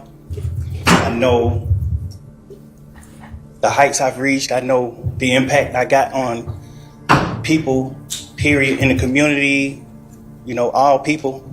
Thug explained over the last 2 years, because he came off drugs, he realized how important he is to people. These past 2 or 3 years of my life, I kind of learned that late, and maybe it was because I was, probably on drugs or anything, I don't know, but I have came to my senses and I understand what I mean to this world. Thug went on to say that he's a good guy and will do free shows if they let him out, pointing out that he was doing this anyway. I am a good guy, I don't mind doing stuff like, free shows, and I always did that. I did free shows and gave it to single parents, millions of dollars. I made $1.8 million on a free show, and I gave it all to single parent charity. And I did like 2 or 3 shows that made like $700,000 a piece, and I gave it to the breast cancer organization. I do things like I put millions of dollars back into my community for real. Thug goes on to say that he put more back into his community than the other side, in a subtle dig to his ops. I did more than anybody ever did from my side, And Thug would go on to say how his rap lyrics have been twisted and that he's going to make more positive music going forward and that he would be a better influence. But I understand, rap lyrics. I understand how it could be twisted. I understand what it could do to the mind of people. I understand all that, and I promise you I'm 100% changing that. It's just, I'm older, I'm grown now, and it's just like, I'm smarter. It's more things to rap about. I've experienced a lot of good things. I experienced more bad things, but I experienced a lot of good things too. The judge responded positively, praising Thug for acknowledging his own influence, but admonishing him for making gang life look cool in his music and saying that he needs to set a better example. I appreciate that you do realize how much of an impact you have on people. It's past your neighborhood. It's worldwide, especially young people. And having come up from where you came up from and living in and around that, that gangs are damaging to our community. But whether it is fake or not, it has tremendous impact on kids and young people who think, this is cool, this is what I want to do. Look at him, he's a millionaire. I can do that by being, a gangster in the streets.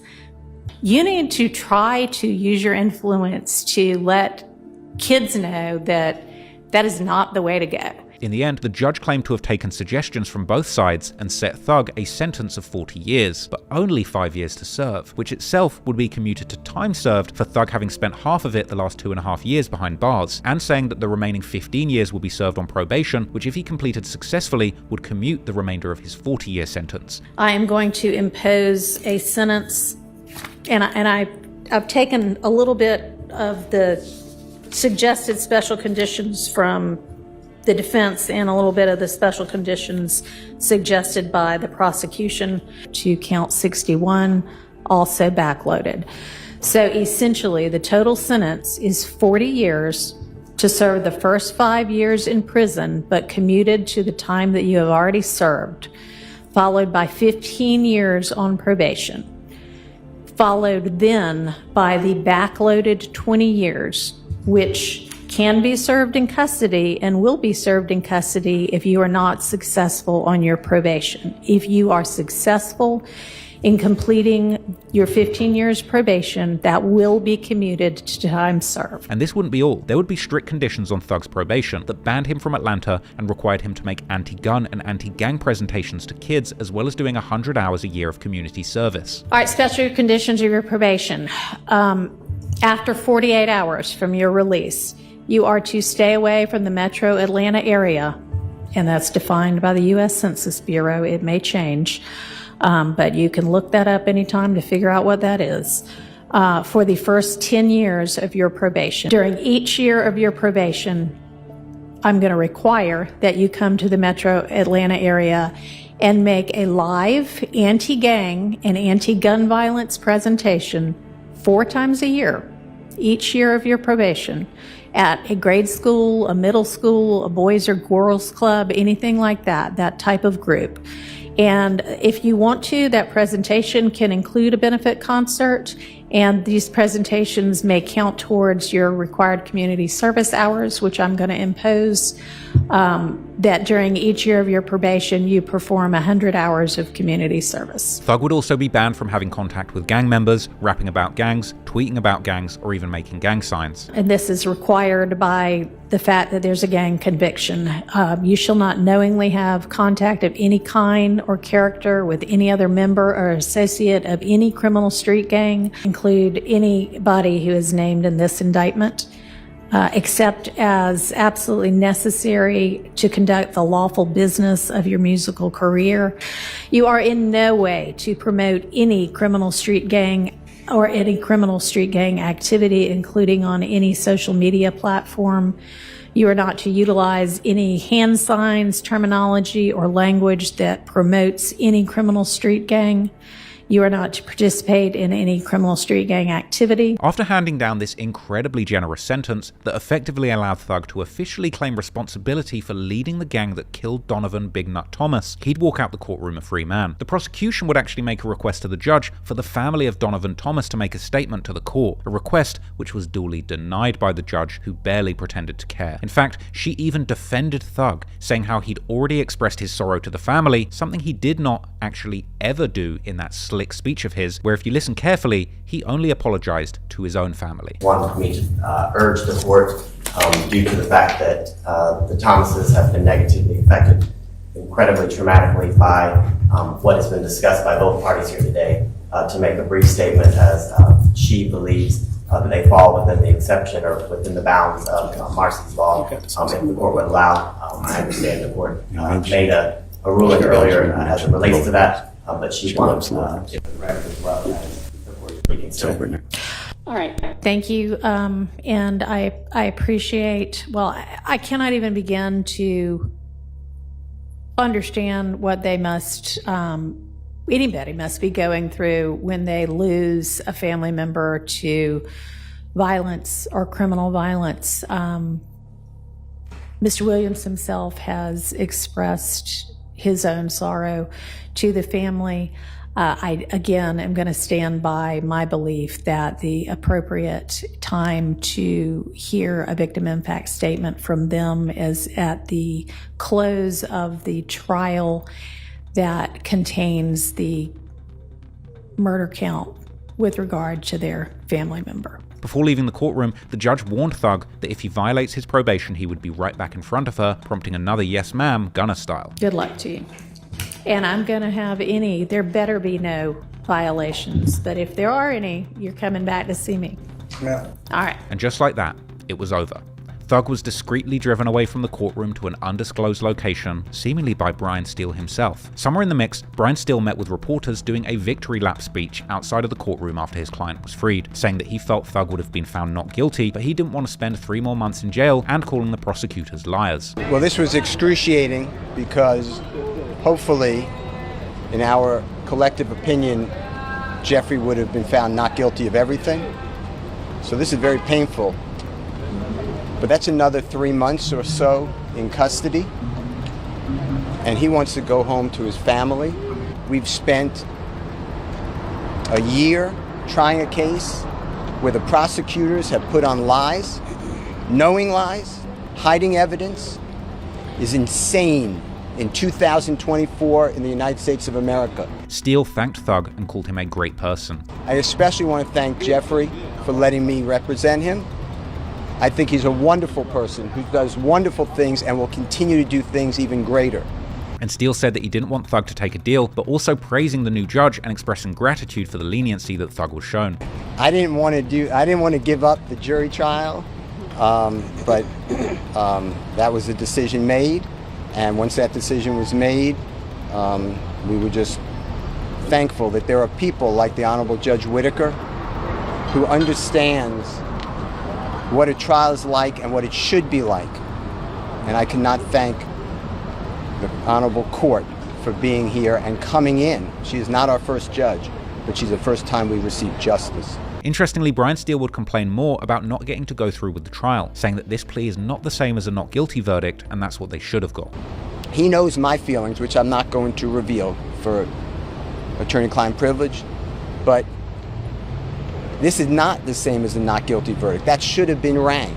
Steele went on to complain about the inhumane treatment of Thug and basically said that they treated him so bad that he took the guilty plea just to get out of that situation, even though he's innocent. Nobody here wakes up every day on a concrete floor that they're calling his bed, gets up at 4:15, gets shackled at his feet, his waist, and his hands, comes to the Fulton County Courthouse to be on concrete, eating out of a bag. Doritos is his meal of choice. And then coming to a courtroom and sit there with a leg chain on him every single day and hear lie after lie. So for Jeffrey go home today and not have another 90 days or 120 days of it, he is very happy, thankful to the Honorable Court. So to answer your question, this was not what I wanted. I don't believe that it is just, but I believe that under these circumstances, it is justice for Jeffrey Williams, and he is delighted, as are we. I'm thankful.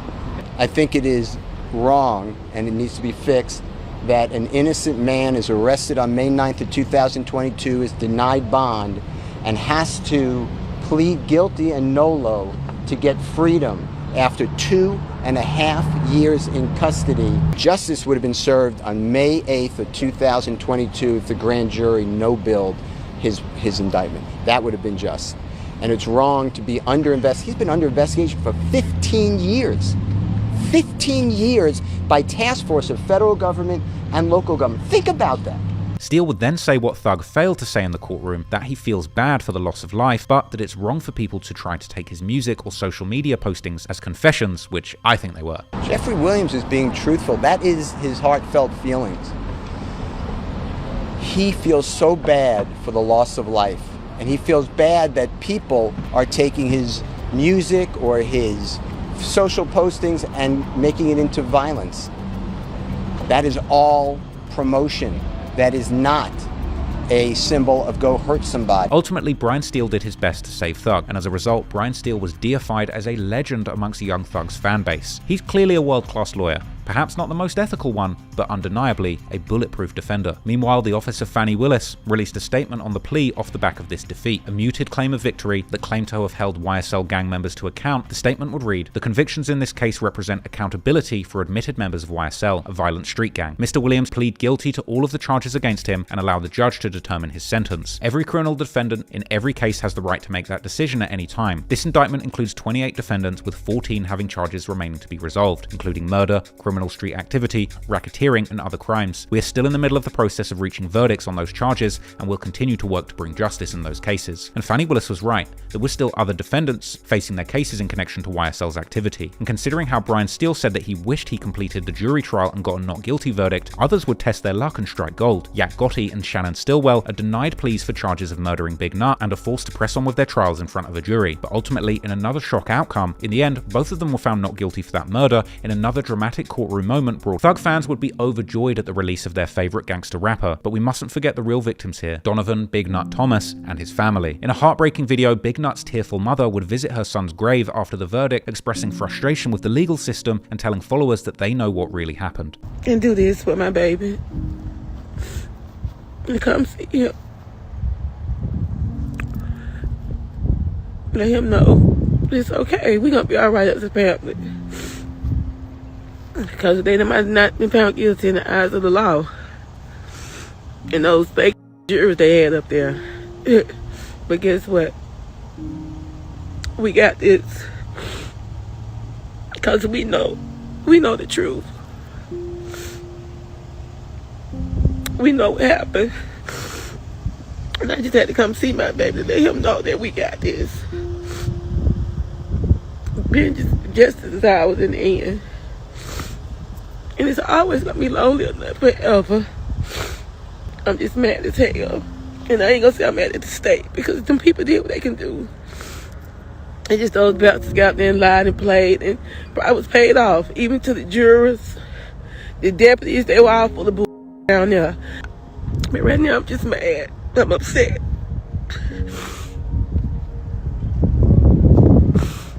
I still got my faith, my grace and mercy, and the higher power that we do serve.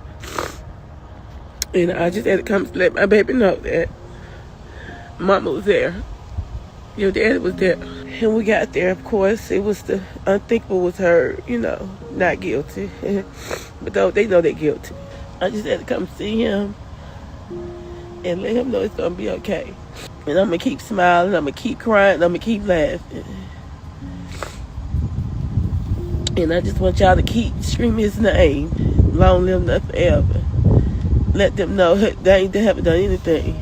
It's heartbreaking to see Nut's mother going through this, but even more devastating is to see just how much Thug had benefited from everything that happened. Not just 7 years of career success, seemingly at the expense of Big Nut's life, but if anything, Thug had also profited massively from the press surrounding the trial. He used it as a sort of fashion show to showcase his Spider merchandise, as well as interesting fits and hoodies that you wouldn't normally see someone wearing to court. After Thug's release, Brian Steele even became an official model for Thug's Spider brand in a morally dubious but undeniably slick marketing promo. So as well as profiting handsomely from using the trial as a catwalk for his merch brand, when Thug returned to music, he would continue to spit in the face of his victims. On January 2nd, 2025, Young Thug's first public music release since his release from prison dropped, in the form of an all-star feature alongside Future on Lil Baby's Wham album, something that he had teased in an earlier tweet from jail. And it made sense that Thug's first appearance was on Lil Baby's album, as after all, Lil Baby was allegedly at his house right before the raid, and Thug was even seen listening to Lil Baby's music on headphones in the courtroom. Thug's first public verse came as a feature on that Lil Baby album, and the song was titled Dumb Dumb and Dumber, with Thug, Baby and Future going back to back. And while Thug's verse itself was rather bland, likely as a result of his probation, meaning that he can't do any of that gang talk, Thug's opening comments before he started featured a defiant statement, saying at the opening of his verse that he didn't even feel like he was locked up for real because he was having his way the whole time in prison. And just like that,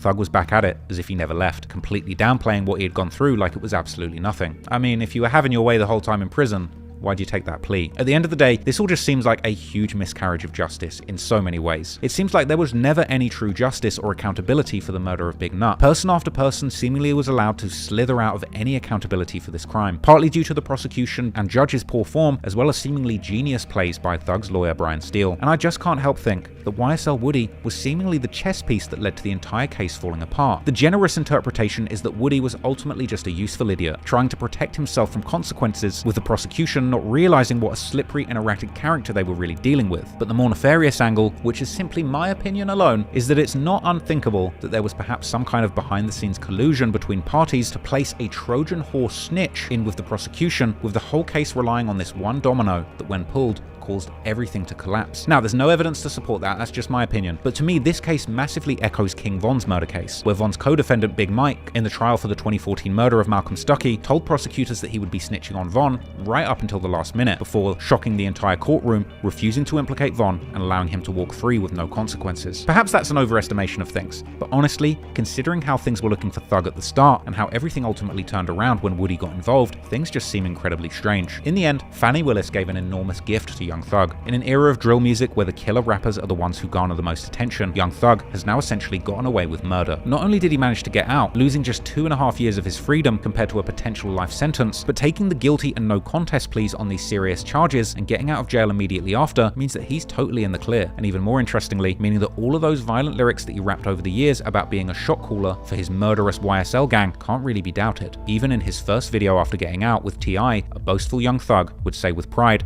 that there's no cap in his raps. Back, Jack. You feel me? You did. Hey man, ain't no cap in it. No cap in my rap. You feel what I'm saying? The right way. It's time. The right way, bro. You feel what I'm saying? Right way. Yeah, that way. Yeah.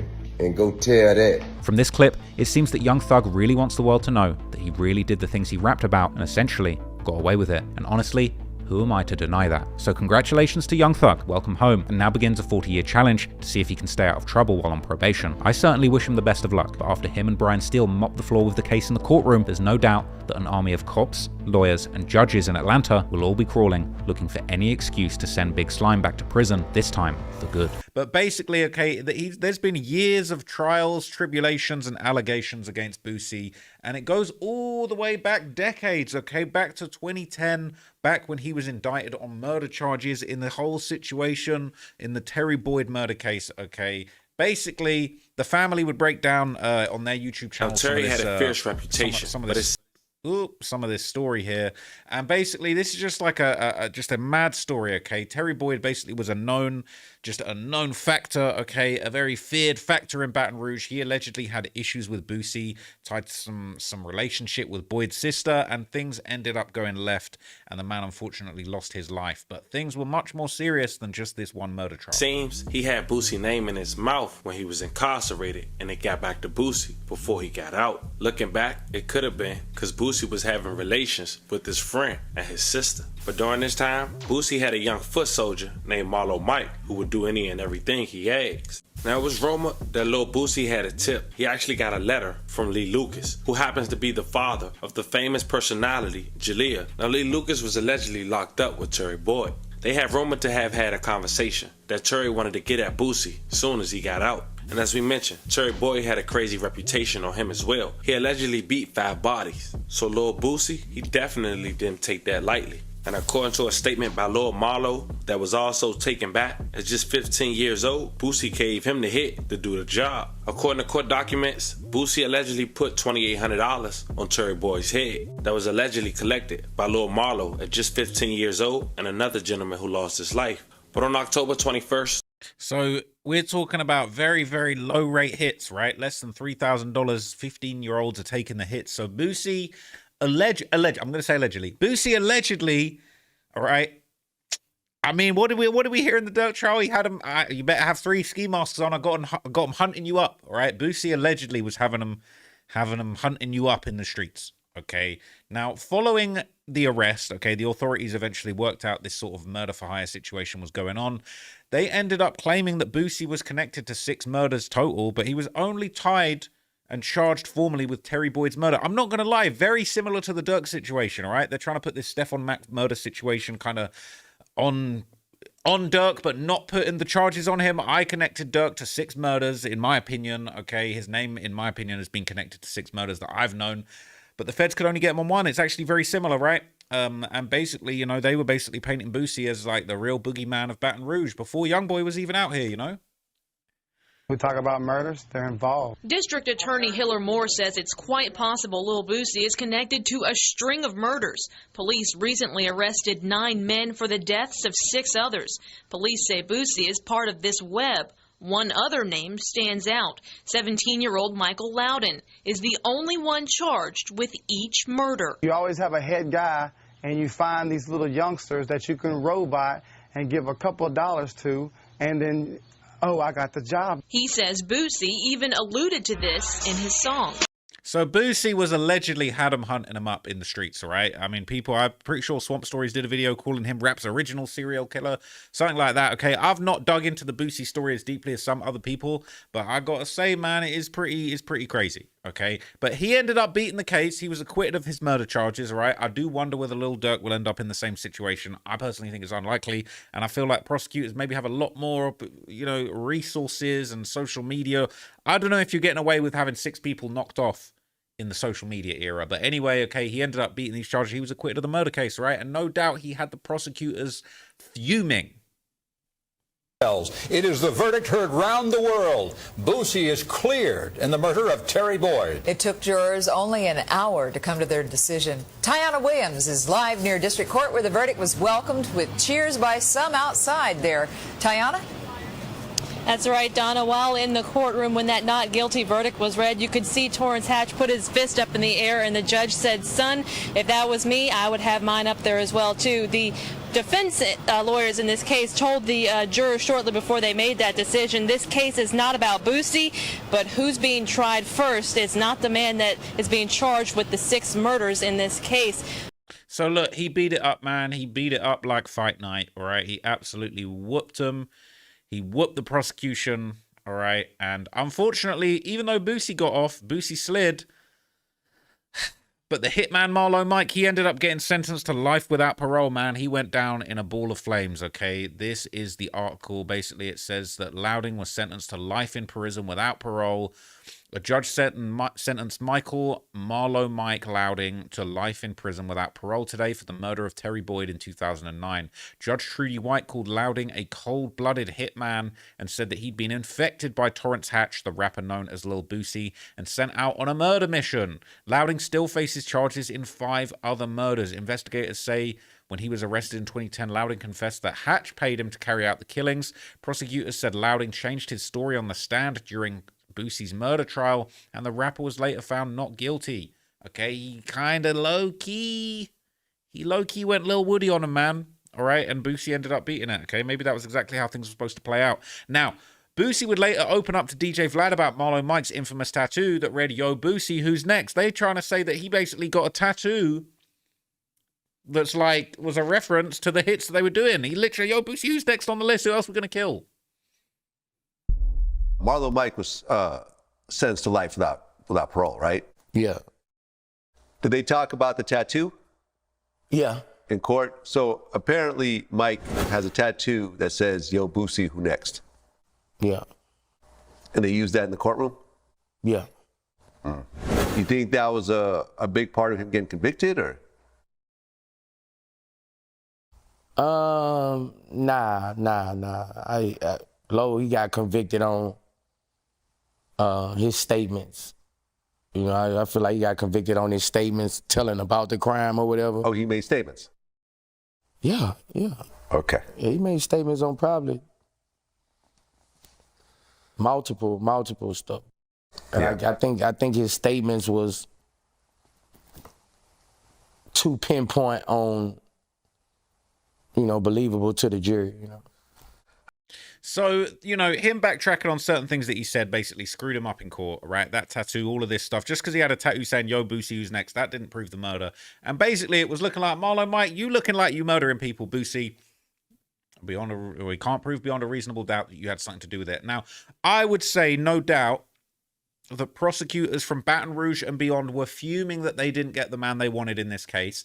And it wouldn't surprise me that anybody that had anything to do with Boosie was itching to put another case on this man. And unfortunately for Boosie, in May 2023, right, they got what they wanted. He would be arrested on weapons charges in San Diego, okay? Reportedly around the time he was shooting a rap video, okay? He popped up here, all right? A little collaboration in San Diego. He ended up getting arrested on weapons charges. According to the San Diego County Jail, Boosie was booked on 4 charges: felon in possession of a firearm, concealed carrying of a weapon in a vehicle, possession of ammunition by a prohibited person, and an unlicensed owner of a registered firearm. Boosie posted a picture on social media on Friday with Bully 3, a rapper who worked with Boosie on a song called "How You Wanna Play It." Right? Boosie did bond out of jail. And 1090 Jake made a video on the whole situation, okay? And he basically explained that investigators had been actively monitoring Boosie's social media. They spotted the gun in a tagged post and ultimately tracked him down and arrested him the same day, okay? So again, everybody wants to call me the police, Jake the police, Adam, Vlad, call us all the police all you want. But if you post your guns that should not be there, that are illegal on social media, especially after you've whooped the prosecution left, right, and center, bro, they're going to work it out, man. It ain't nobody's fault but your own, unfortunately. Boosie was in Dago to shoot a music video with a rapper by the name of Bully 3, and KP2 just so happened to be one of 3's associates. The San Diego police officers would view a story posted to KP's Instagram. An unidentified male wearing red. Alright, so who's in the wrong here? Alright? Everybody wants to say, I'm a snitch because I make music videos. I'm the police because I make music videos. Who's in the wrong here? Is Boosie in the wrong for being dumb enough to have this gun on display when he knows he shouldn't be in possession of a firearm? Or is KP2 the person that took this candid picture and posted it up with Boosie's back turned? Maybe he didn't know this picture was taken. Was he dry snitching? Was he doing too much? You're all going to blame me and Jake for being the police? Let's keep it real.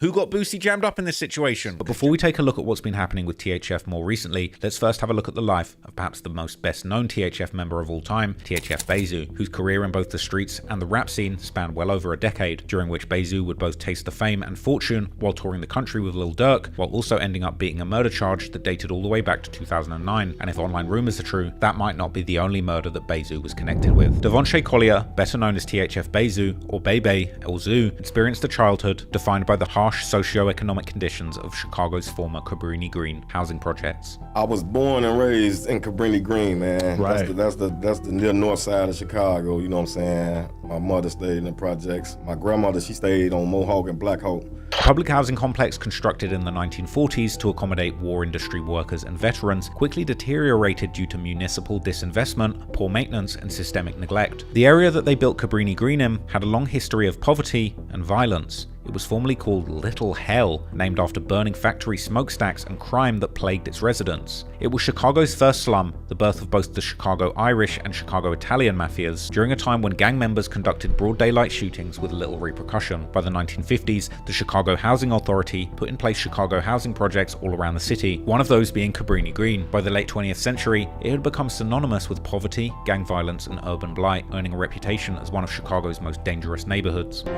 Perhaps the most notorious of the housing authority's so-called vertical ghettos was Cabrini Green.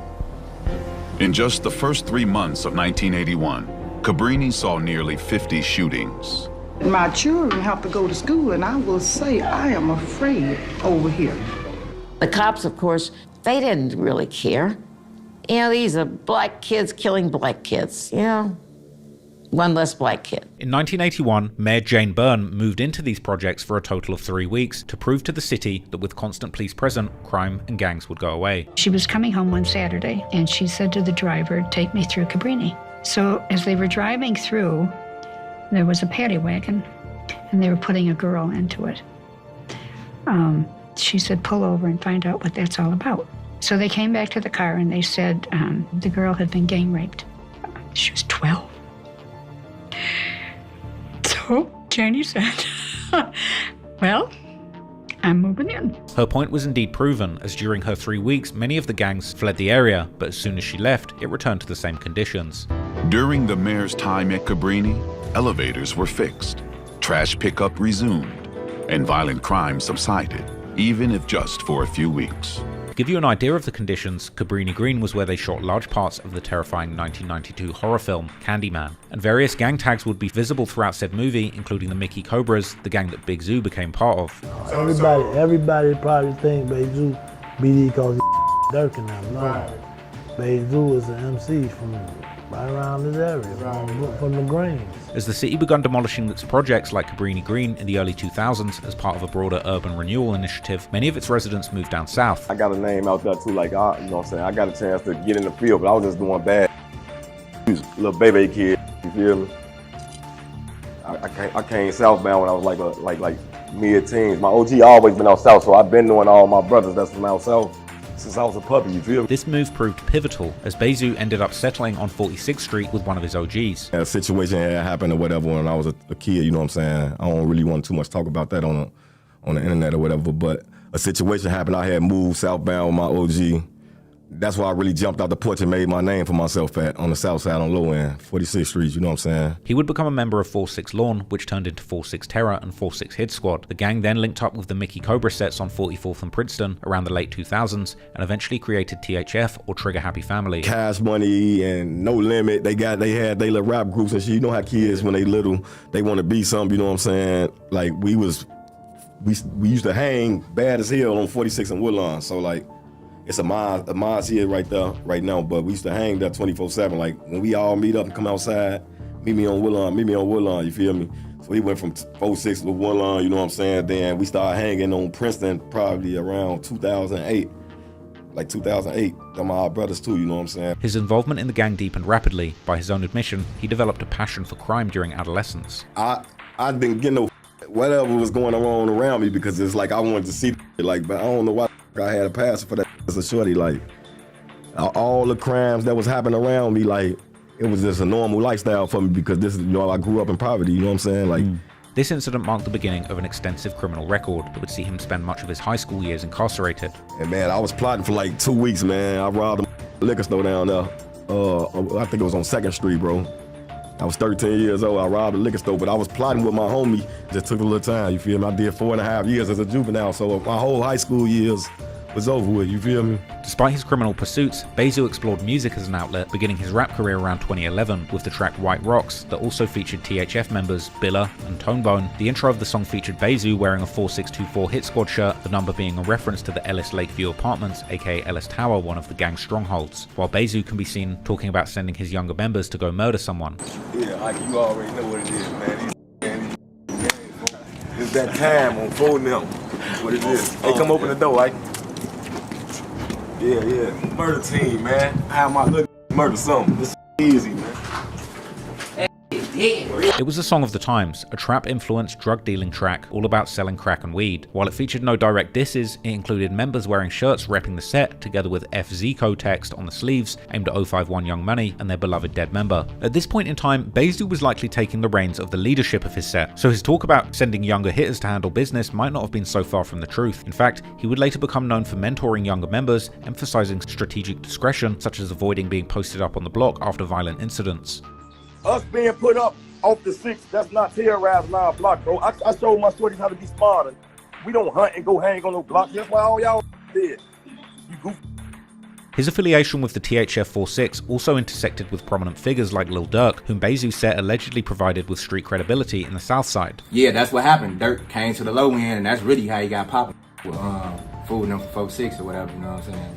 I don't really want to drop no names or whatever, you see what I'm saying? But yeah, they got him like in the streets, like, you feel me? Like, we was hearing about him, but like when he came to low end, it's just like. Zoo explained on No Jumper that he met Durk around 2009 through Durk's brother D-Thang. D-Thang had an especially close relationship with OTF Chino, who became Durk's manager, as well as a member called THF Rel. You know what I'm saying? Rest in peace, D-Thang, bro. Like, D-Thang with the Dunbar, my brother Real, you know what I'm saying? It was D-Thang, Chino, rest in peace, Chino, Durk manager. He from my block, you get what I'm saying? So D-Thang Real, Chino ass be hung with each other, so D-Thang was on my block on the regular all the time. He introduced me to Durk like in 2008, 2009. But that same year that Bezu met Durk, who would later become his main ticket out of the streets, he was also getting his hands dirty, allegedly committing a murder that would later come to haunt him right as he was on his way out. Statistically, the 2000s were a relatively peaceful time in Chicago, but compared to many other cities, the violence was still very much out of control, as one weekend in the summer of 2009 would show, with 11 people killed in less than 30 hours. One of these victims was a 21-year-old Dominic Barnes, who was found shot in the 4700 block of Forestville Avenue in front of a corner store, where 2 people walked up to him before opening fire and fleeing by car. As the news would mention, Dominic lived in the 051 territory on the 600 block of East 51st Street, and as the original incident report would note, he was known to hang out with Mickey Cobra gang members. However, Dominic wasn't allegedly part of 051 Young Money, but rather a set known as Dirty Low, whose territory was further north around the corner of 47th and Vincennes. It would take police years before they would actually charge anyone for this murder, but finally in November 2014, they would find their guy as CPD would arrest 2 people, Devonshea Collier, better known as THF Bezu, and Dirk Banks. Yes, that Dirk Banks, Lil Durk. Now, to be clear, only Bezu would be charged with the murder of Dominic, although Durk too would eventually be charged with another murder following this arrest. But if you want to know more about that, go and watch my video, The Many Murders of Lil Durk. Anyway, the investigative reports would later reveal that the police had in fact been after Bezu all the way since 2009, after a juvenile offender would provide them with some very specific information about the events that had preceded the murder, as if they had been there together with Bezu. For whatever reason, despite this information, the case would seemingly remain on hold until 2014, when an inmate at the Cook County Jail would provide essentially the same story from 2009, showing that there was seemingly a snitch amongst THF's ranks. According to the inmate, on July 5th, 2009, an altercation at the 50-yard line sports bar and grill on 69 East 7th Street had turned violent, and multiple people were shot after the altercation had spilled outside. Among those shot was allegedly a GD from THF, while the shooters were allegedly members of Dirty Low. Then, approximately 8 hours after the sports bar shooting, Bezu was allegedly out looking for revenge, entering a grey Chevy Monte Carlo alongside other THF members as they drove to the 4700 block of Forestville Avenue, where they spotted Dominic Barnes allegedly selling weed on the corner. They would approach Dominic and ask if he was from Dirty Low, and after receiving a confirmation, allegedly, Bezu immediately produced a .357 revolver and shot Dominic multiple times in the body. It had taken detectives almost 4 years to piece together the case, but finally, Bezu was charged for Dominic's murder, with local news, including Bezu's image, in their reporting, while online media, like the legendary College Kids site that focused on the early drill culture, would highlight his connection to Lil Durk. However, despite having several cooperators identifying him as the shooter, after spending 4 years behind bars, Bezu would beat the charges. Right around the same time as O-Block's most infamous killer turned rapper, King Von, would famously beat his murder charges, and together they would jumpstart their rapping careers with their infamous collaboration, Beat That Body, dropping in 2018. But we're getting way ahead of ourselves, because as mentioned, this murder took all the way back in 2009, which tells you something about how long Bezu had allegedly been in the streets causing havoc. I personally been on y'all since 07. Me, you know that. It's about 2012. So, Also, you're probably wondering who was that snitch that got Bezu in trouble for the murder of Dominique in the first place. Well, 2 years after that murder, another murder would take place, and it was this one that would eventually begin to unravel everything. On the evening of July the 16th, 2011, only some hours after the murder of the alleged THF affiliate Lil Tony that we discussed earlier in this video, the Washington Park neighborhood would become the backdrop for another tragedy. 25-year-old Lorenzo Zoe Beasley, an alleged member of the GD set Met Boys, who controlled the northern end of the neighborhood, was sat in his parked vehicle at the 5200 block of South Martin Luther King Drive. At approximately 7 p.m, a small grey crossover SUV pulled up alongside Zoe's car, and the driver would lean out of the vehicle before firing multiple shots at Zoe, then fleeing northbound on King Drive. Zoe may have attempted to get himself to a hospital as his car was found crashed into a nearby tree, but unfortunately he would later pass away after being taken there by medics. The case would remain unsolved for some months until the breakthrough came in September 2011, when the Chicago police would make an unrelated arrest in relation to an aggravated battery and firearm investigation, taking in an 18-year-old THF Bra. Investigators learned that some months earlier in April, there had been a traffic stop not far from the murder scene concerning a car that matched the one used in the homicide. This car, having 3 people inside, including an unnamed occupant, Bra, and a man named Rayford Shearer, also known as THF Bucky. A lineup was created during which 3 witnesses all identified Bra as the shooter of Zoe, while Bucky was also identified as the driver. One of the witnesses would note that the offenders were members of the 4-6 Lawn Gang, the old name of THF, which at this time would have likely been better known as 4-6 Terror or 4-6 Hit Squad, and that they were at war with the Met Boys gang. The investigation eventually led to first-degree murder charges being filed against Bra, with prosecutors arguing that the shooting was a targeted, gang-motivated assassination. But Bucky was seemingly eventually released without charges due to lack of evidence. Facing the possibility of up to 40 years if convicted at trial, Bra opted for a plea agreement, eventually pleading guilty to reduced charges in exchange for a sentence of just 12 years in the Illinois Department of Corrections. The relatively lenient sentence raised a lot of eyebrows and fueled speculation that Bra had cooperated with the police, specifically by giving out information in the 2009 murder of the Dirty Low member Dominic Barnes, the very case that Bezu ultimately beat. Bezu would later go on to make the allegation that Bra had ratted on him, including in his 2023 No Jumper interview, while publicly disowning him as a member of THF. I ain't never seen him. I ain't know he called himself THF, Bra. Bra, who he is, man, a rat. Bra, one of the ones who got down on me, blood on the body, you get what I'm saying? So, a lot of these scatter shorty, they sucking his, whatever the situation is, he talk crazy, he get crazy, he act crazy. No respect coming from my way. That's all y'all need to know, man. Zoo alleged that Bra's records must be sealed because even internet sleuths on Chiracology haven't been able to get their hands on them. However, he himself had the files to prove it. On what y'all call that little site that be dropping all Chiracology. Oh yeah. Chiracology, yeah. My whole caseload on Chiracology, you know what I'm saying? It's a lot of statements that I don't know if he got his sealed, because a lot of people caseload with their caseload, the witness name get blocked out only for trial, so you won't know your witness, so you won't get your witnesses killed and like that in Chicago. But you know, I got the proper caseload for the simple fact I'm the victim. But Bra defended himself against the allegations, saying that he wasn't cooperating but just simply providing police with an alibi since he was already fighting his own murder case. So what happened was when they asked Marty and G-Man or whatever, the 2 that got him charged, which is his homies, the older from down there, they spilled the beans and they told the truth.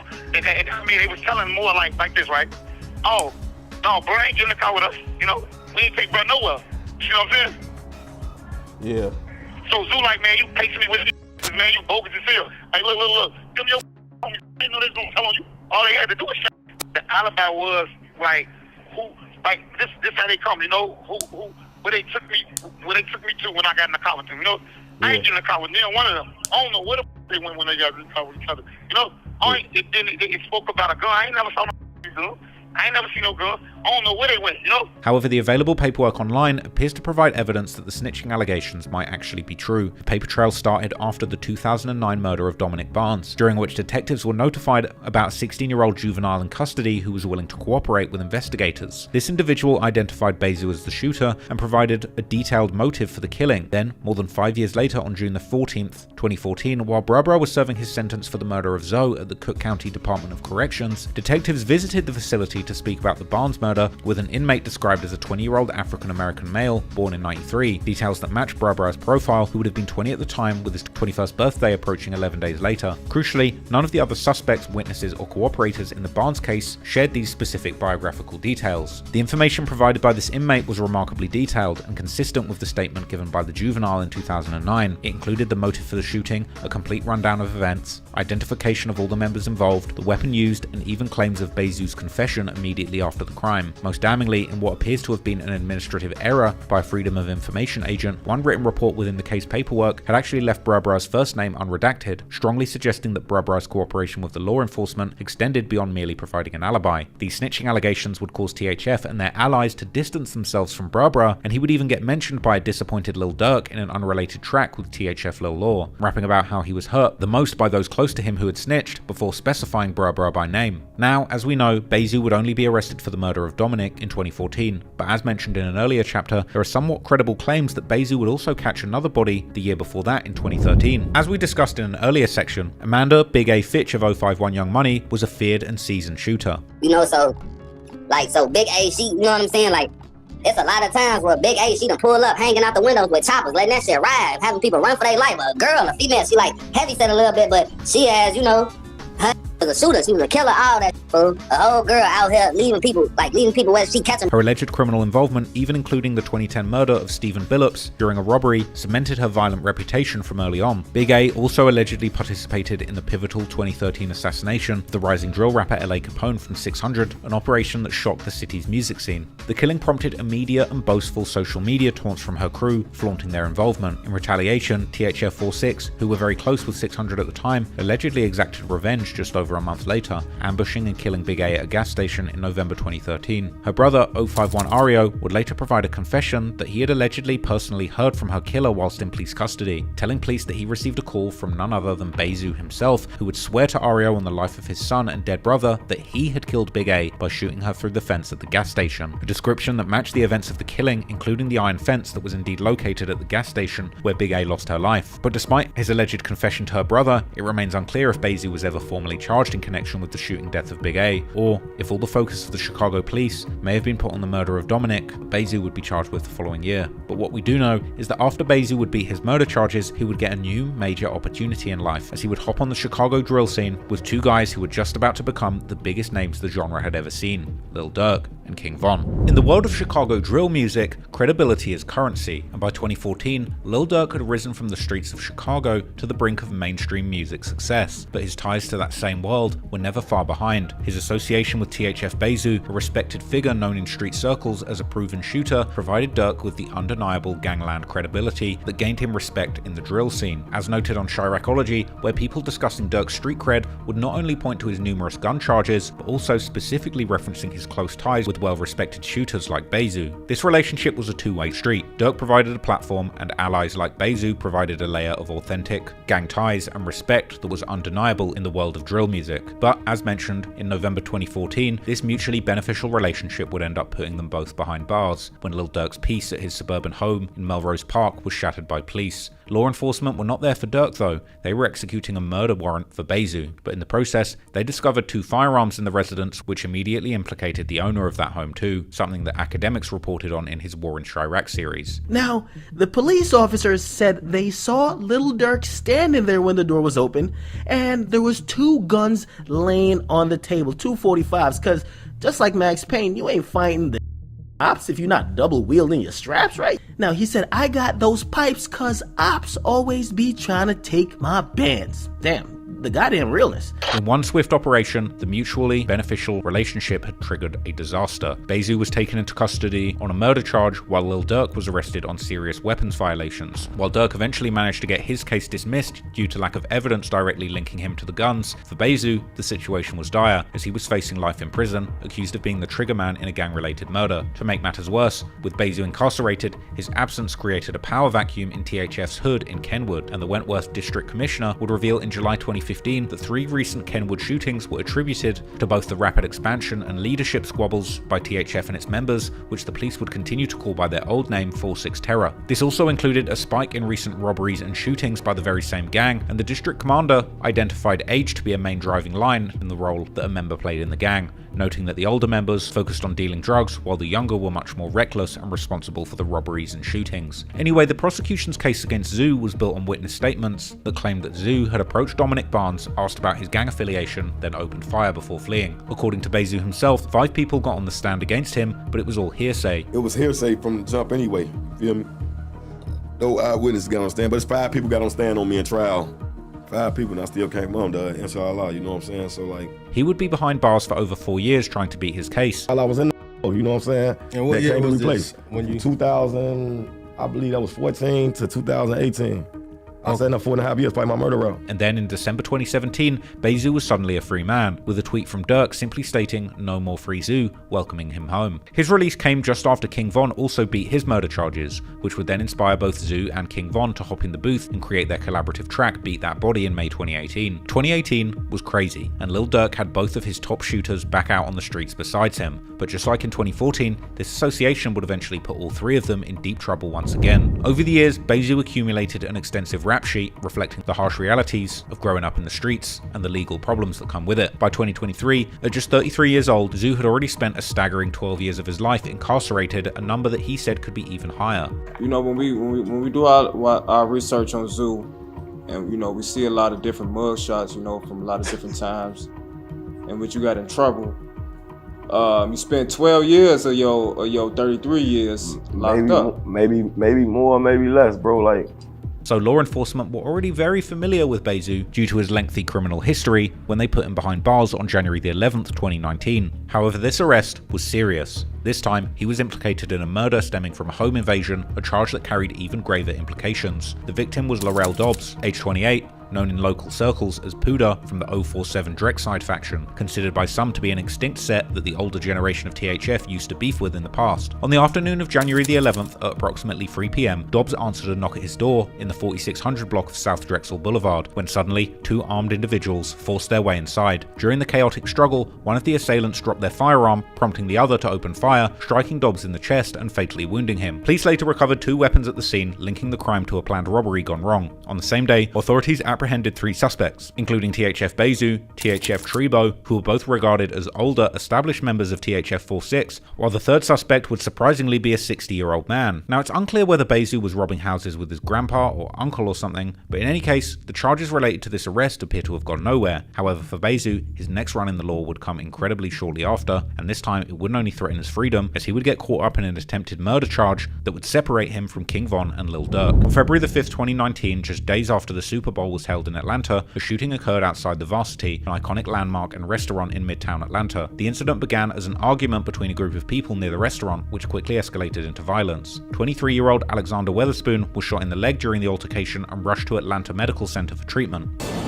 Sheba, I just talked to an overnight commander who says the only information they can confirm for us is that a man has been shot and he's been rushed to the hospital. Surveillance footage from the area played a crucial role in the investigation, and the video allegedly showed Lil Durk firing shots from a vehicle, while King Von was allegedly seen on foot doing the same.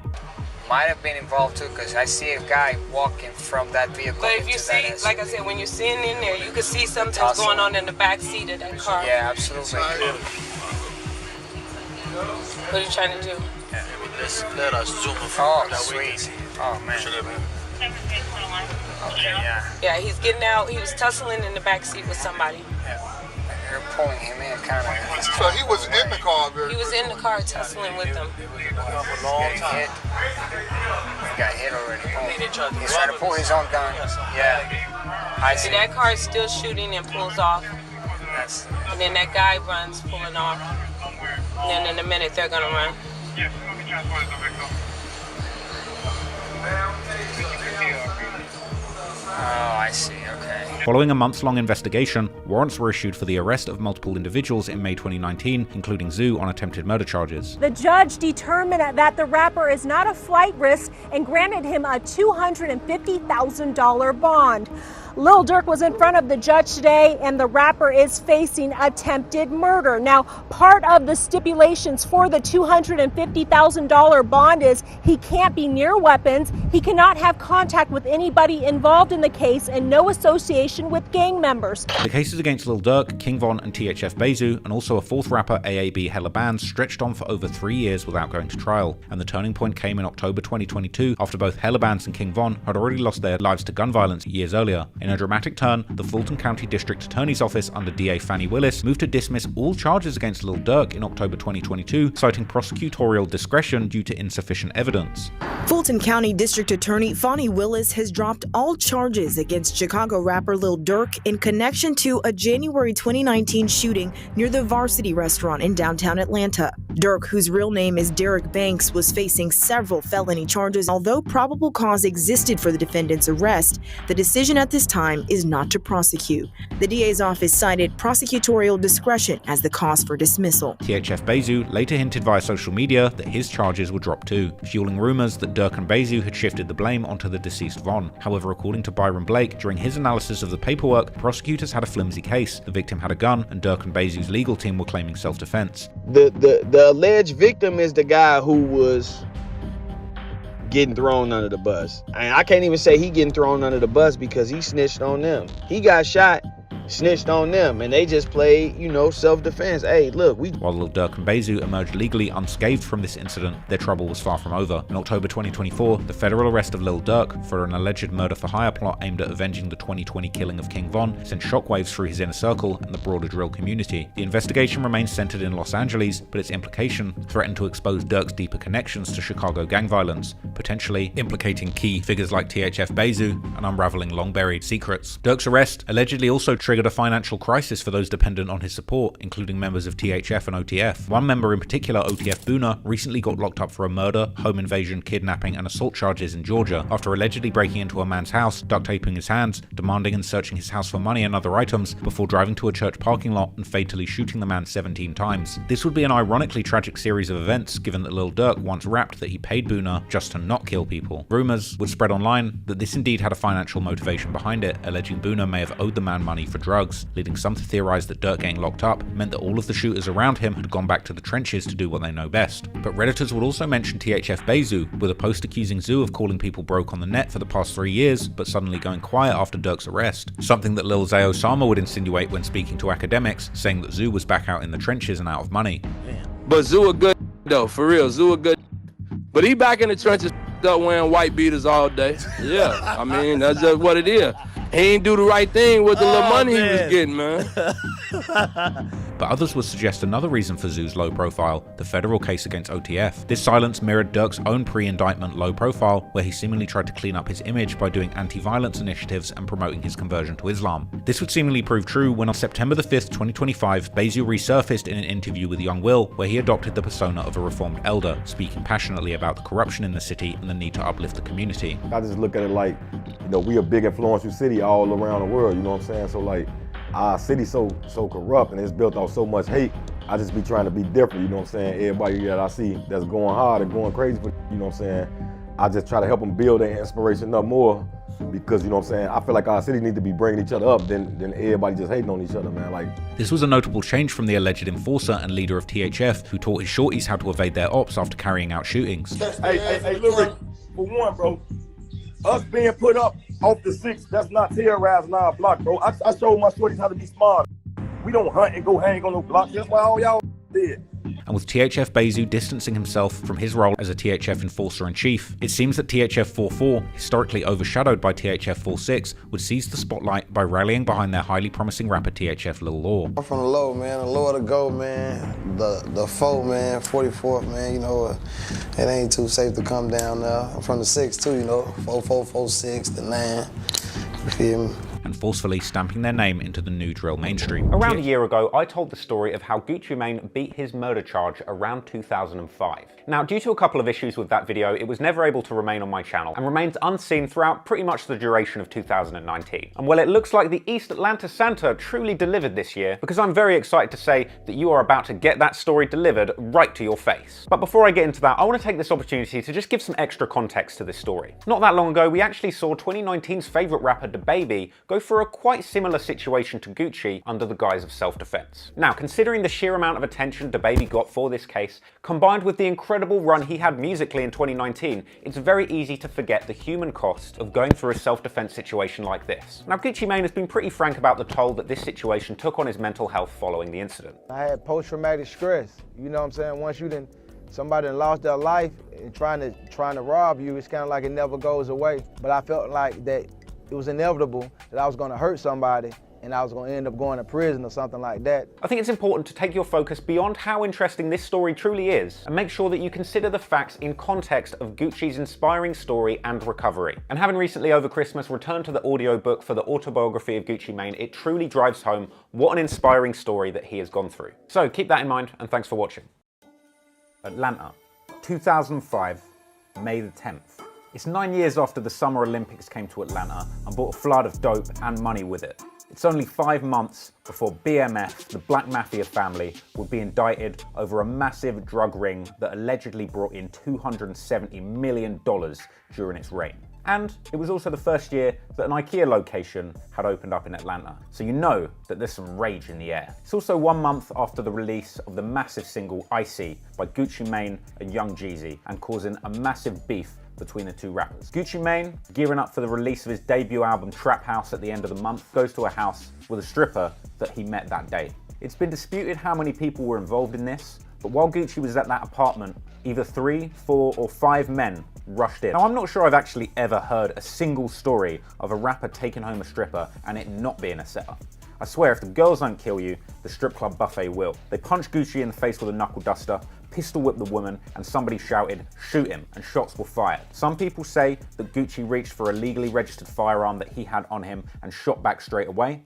Other people say that a scuffle went down and Gucci grabbed one of the guy's guns and shot him with his own pistol. All of the attackers ran out of the apartment and one of them was heard shouting, "Are you hit?" 3 days later, a body is found at the woods across the road just next to Columbia Middle School.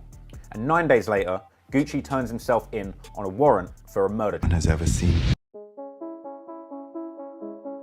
Now, the maddest part of this story, and the bit that is a legendary piece of Gucci Mane lore, is did Gucci bury the body in the woods? Now, the body was found in some woods near the Columbia Middle School, which is literally on the other side of the road of where the attack took place. I looked this up on Google Maps. Now, there's a lot of conflicting accounts out there about how the body was found. Some people say that the body was simply found laying in the woods. Other people say that the body was half buried or fully buried, which makes a suggestion that Gucci may have taken the dead body and literally buried it in the woods. The only shred of evidence that I could find that suggested that he might have buried the body was this little line on a song that Gucci released dissing Young Jeezy years later. Go dig your partner up, nigga, bet he can't say shit. So that line doesn't really necessarily prove that Gucci buried the body, but it might be a subtle hint to what went down. I scoured the internet and I couldn't find anything else that was credible that suggested that Gucci had actually taken the body to the woods and buried it. The body was discovered a few days later when 4 guys went to the middle school, said that there's a dead body in the woods,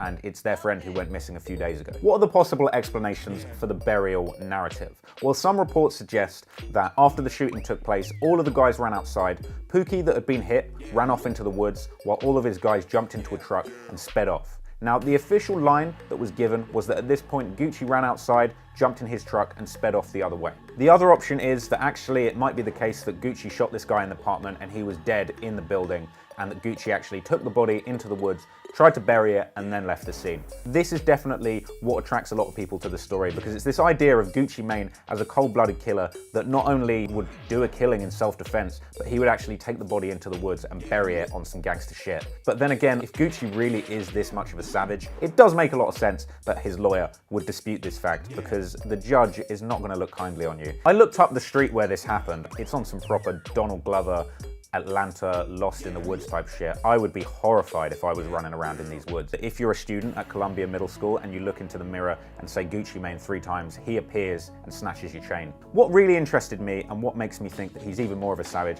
that regardless of whether he buried the body in the woods or whether he just let off a shot and ran away, but Gucci Mane appeared on Rap City doing a freestyle 9 days later.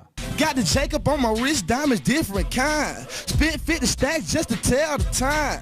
Drop 2 stacks just to jump the line. A real true trap boy, I'm hard to find. 50 on my chain, got 20. It was while he was at the set filming this segment that he found out that he was wanted for murder. Gucci turned himself in and he released a statement from jail. He said, "I just want to let everybody know I'm not a murderer. I was upset, I was scared a little bit, but I had to do what I had to do. You got to be a man about it. I'm not a bad person. I have remorse about everything that happened." The case was eventually dismissed based on a lack of evidence and an eyewitness that could corroborate the fact that a bunch of guys rushed into the apartment and shots were heard. Interestingly, that witness that could corroborate Gucci's version of the story was only found after Gucci's lawyer hired a private investigator and eventually found that this dude had apparently been cutting the hedges outside the property and saw the whole thing go down. Very convenient. I like to do these videos, I like to crack jokes, but I felt a little bit bad covering this because it's a really sad story. He talked about feeling like he was suffering from post-traumatic stress disorder, from all of the stuff that he saw in the hood and from going through this situation. It really makes you feel for the guy, you know, it can't be an easy situation to deal with. Enjoy your rap music responsibly because it's so easy to get caught up and forget that these are real people with real lives and beasts have consequences. After falling out with his old label and crew, TBG or Top Boy Gorillas, Youngboy and his brother from another mother, OG3, would start their new crew, NBA, vowing to make it in the rap game and never go broke again. From day one, that's where NBA started from, like, me and him sitting on that porch, like, really saying we wasn't trying to go broke no more. The formation of his new NBA crew was announced with a bang when Youngboy dropped his earliest surviving music video, the aptly titled NBA, on his own YouTube channel. That video saw Youngboy and 3-3 surrounded by their NBA muscle all around 38th Street with all type of firearms. And the song itself came with lyrics where Youngboy shouted out his shooter, NBA Pap, rapping that he sends Pap to go and hit people up, as well as shouting out another shooter as NBA Connor with the Mac 11, going on to describe his NBA shooters as being as proficient with firearms as Navy SEALs. He would also rap about the cops and his ops in the city trying to hunt him down, and naming NBA outright as the gang that he represents. Youngboy's first ever mixtape, Life Before Fame, was launched under the TBG banner, the label Top Boy Gorillas, with their logo visible on the bottom left of the cover art. But by December 1st, 2015, Youngboy was going at it alone under his new NBA banner, with a fresh mixtape, Mind of a Menace, being released fully independently and presented under the banner of his own NBA crew. And it would appear that Youngboy and NBA were using this project as an opportunity to drop sneak disses and disrespect towards their former crew TBG. On the project, he would drop several lines that were directed towards TBG, suggesting that they envied him and that he wasn't willing to work under somebody else's administration. Youngboy was beginning to build momentum independently of his former crew, and he'd keep his foot on the gas into 2016, following up his second mixtape with Speed. On April the 1st, 2016, only 4 months after Mind of a Menace dropped, Youngboy blessed his budding fanbase with a sequel, Mind of a Menace 2. And on this project, he continued to drop shade on his former crew TBG. In the intro for this tape, he suggests that they didn't live up to their promises and says that he's ready to go to war with his former allies. Then in the song A Lot of Miles, Youngboy explains that rather than switching on TBG like some say he did, he actually claims to have just gotten smarter and that he hasn't really changed at all. Perhaps indicating that he felt he got smart to what was going on and realised that his career would benefit more as a free agent. Youngboy would seemingly indicate his team's readiness to go to war with their former crew. On the track Fact, rapping that he's riding around with Pap, OG3 and guns, looking for their ops and aiming to make their guns go boom when they see them. Around this time, it seems clear that Youngboy formed his winning strategy of flooding the internet with music through frequent mixtape releases. Less than 3 months after Mind of a Menace 2, Youngboy would drop yet another mixtape, Before I Go, which was released on June the 27th, 2016. And on this project, Youngboy would begin to drop hints alluding to the ongoing beef with G Money, the star rapper of his former crew TBG, Top Boy Gorillas. Youngboy would also be shooting more threats to his former crew on the song Change, saying Youngboy not TBG, and if someone plays, he's gonna get it. And another lyric on the song Change seemed to acknowledge a rumour that G Money had actually hooked up with Youngboy's sister, with Youngboy saying he won't speak on sleeping with my sister, something that perhaps wasn't public knowledge at the time of this song's release. But around a year later, G Money would openly admit and kind of brag about hooking up with Youngboy's sister in a Say Cheese interview. He mad about his sister too though. About his sister? Yeah, I had a long time ago. Oh, okay. The beef between Youngboy and G Money would be further complicated by Youngboy's cousin Boozilla. Boozilla repped BBG, or Bottom Boy Gorillas. They were the main rivals of TBG until Youngboy started his NBA crew. Story goes that G Money from TBG was beefing with Boozilla from BBG over some stolen drugs. Drugs which some believe Youngboy himself may have actually stolen, blaming Boozilla. This theory is based on lyrics G Money rapped on his song Industry, where he claimed Youngboy's own cousin wanted to kill him. So, on July the 16th, 2016, Youngboy's cousin Boozilla drops the song Forgive Me, where he's dissing TBG and repping BBG. He wears a BBG t-shirt in the video, and he shouts out the Bottom Boys as his crew. He'd rap lyrics seeming to suggest that he was a shooter and that he wants to kill a rapper. But more specifically, he dissed another local rapper by the name of FL Doosa. Doosa is from the FL, or Forever Loyalty crew, who would later be closely affiliated with TBG, with Doosa himself later dropping numerous songs with Fredo Bang, Lit Yoshi, and other TBG artists. In Boozilla's song Forgive Me, he raps that Doosa is scared to walk through the South, and that he's laying down the law in his area. Apparently the beef between Boozilla and Doosa was extremely personal and would eventually turn deadly. But before things would escalate to more violence, Youngboy would end up making a huge leap forward in his rap career. On September the 21st, 2016, Youngboy drops the video for his breakout track, 38Baby. Named after the street he grew up on, Northside 38, this song was a window into his life, fresh out of the streets. The track painted a picture of his daily life, drinking lean, smoking with demons, and sending his hitters at people for any reason he can find, explaining how he's not able to go anywhere without being armed, and having to look out for old friends who turned on him over envy. Frankly, this song described a lot of pressure for a 16-year-old kid to be dealing with at the time. In the track, he also seemed to drop shade on G Money and TBG, denying their claims that they blew him up as a rapper and claiming that they just don't like the fact that he's now blowing up faster than them. The music video for 38Baby saw Youngboy and his friends toting plenty of firearms, and many people were taken aback by seeing somebody so young surrounded by so much danger and communicating the stark reality of their life so clearly over a catchy beat. Hell, footage would later even circulate showing that Youngboy actually recorded many of the songs from around this period with an actual AK-47 on him in the recording booth. This 16-year-old Youngboy was living a life truly beyond his years, and this spectacle would attract the attention of many more fans and music industry players. The song 38Baby and its music video has garnered over 100 million views on YouTube to this day, and the song itself was followed by a full mixtape also titled 38Baby, which dropped on October the 28th, 2016.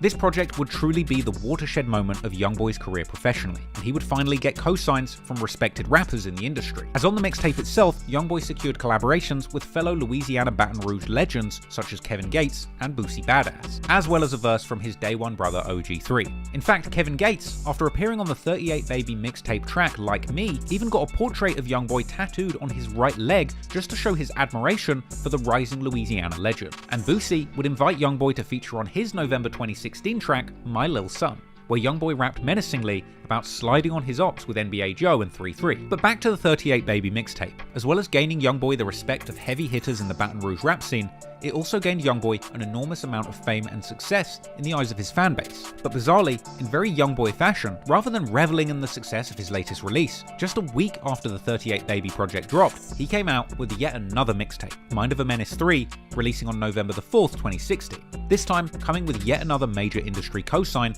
a remix of his song Murder featuring Atlanta Blood rapper 21 Savage, a remix which also dropped with a music video the very same day. Youngboy even later claimed that he became a member of 21 Savage's set of the Blood Gang, 4L, and they seemingly fostered a close relationship, something which would unfortunately deteriorate years later. But regardless, at this point Youngboy seemingly had fully muscled his way into the music industry, and it would be these major moves that would have Youngboy's name ringing not just in the streets, but also in the corner offices of record labels. At a certain point in 2016, he started working with super manager Fee Banks, a Louisiana industry legend who had apparently helped Lil Wayne start Young Money and previously managed Kevin Gates. Fee would begin to advocate on behalf of Youngboy in the music industry, ultimately putting him in the position to field multi-million-dollar offers from major record labels. So at this point, Youngboy was seemingly set. He had survived the dangerous streets of Northside 38, escaping the trenches with his life, and escaping the clutches of his former crew TBG as a free agent able to take his career wherever he wanted without hindrance. The problem is, sometimes you can rise to the top so fast that it hurts. And unfortunately for Youngboy, troubling legal issues seem to arrive just as quickly as the money and fame did. And unfortunately, due to the brewing troubles in the streets between his former crew and his extended family, Youngboy would end up being placed in a difficult position, ultimately catching a serious case that had the potential to put a complete stop to his promising career just as it was getting started.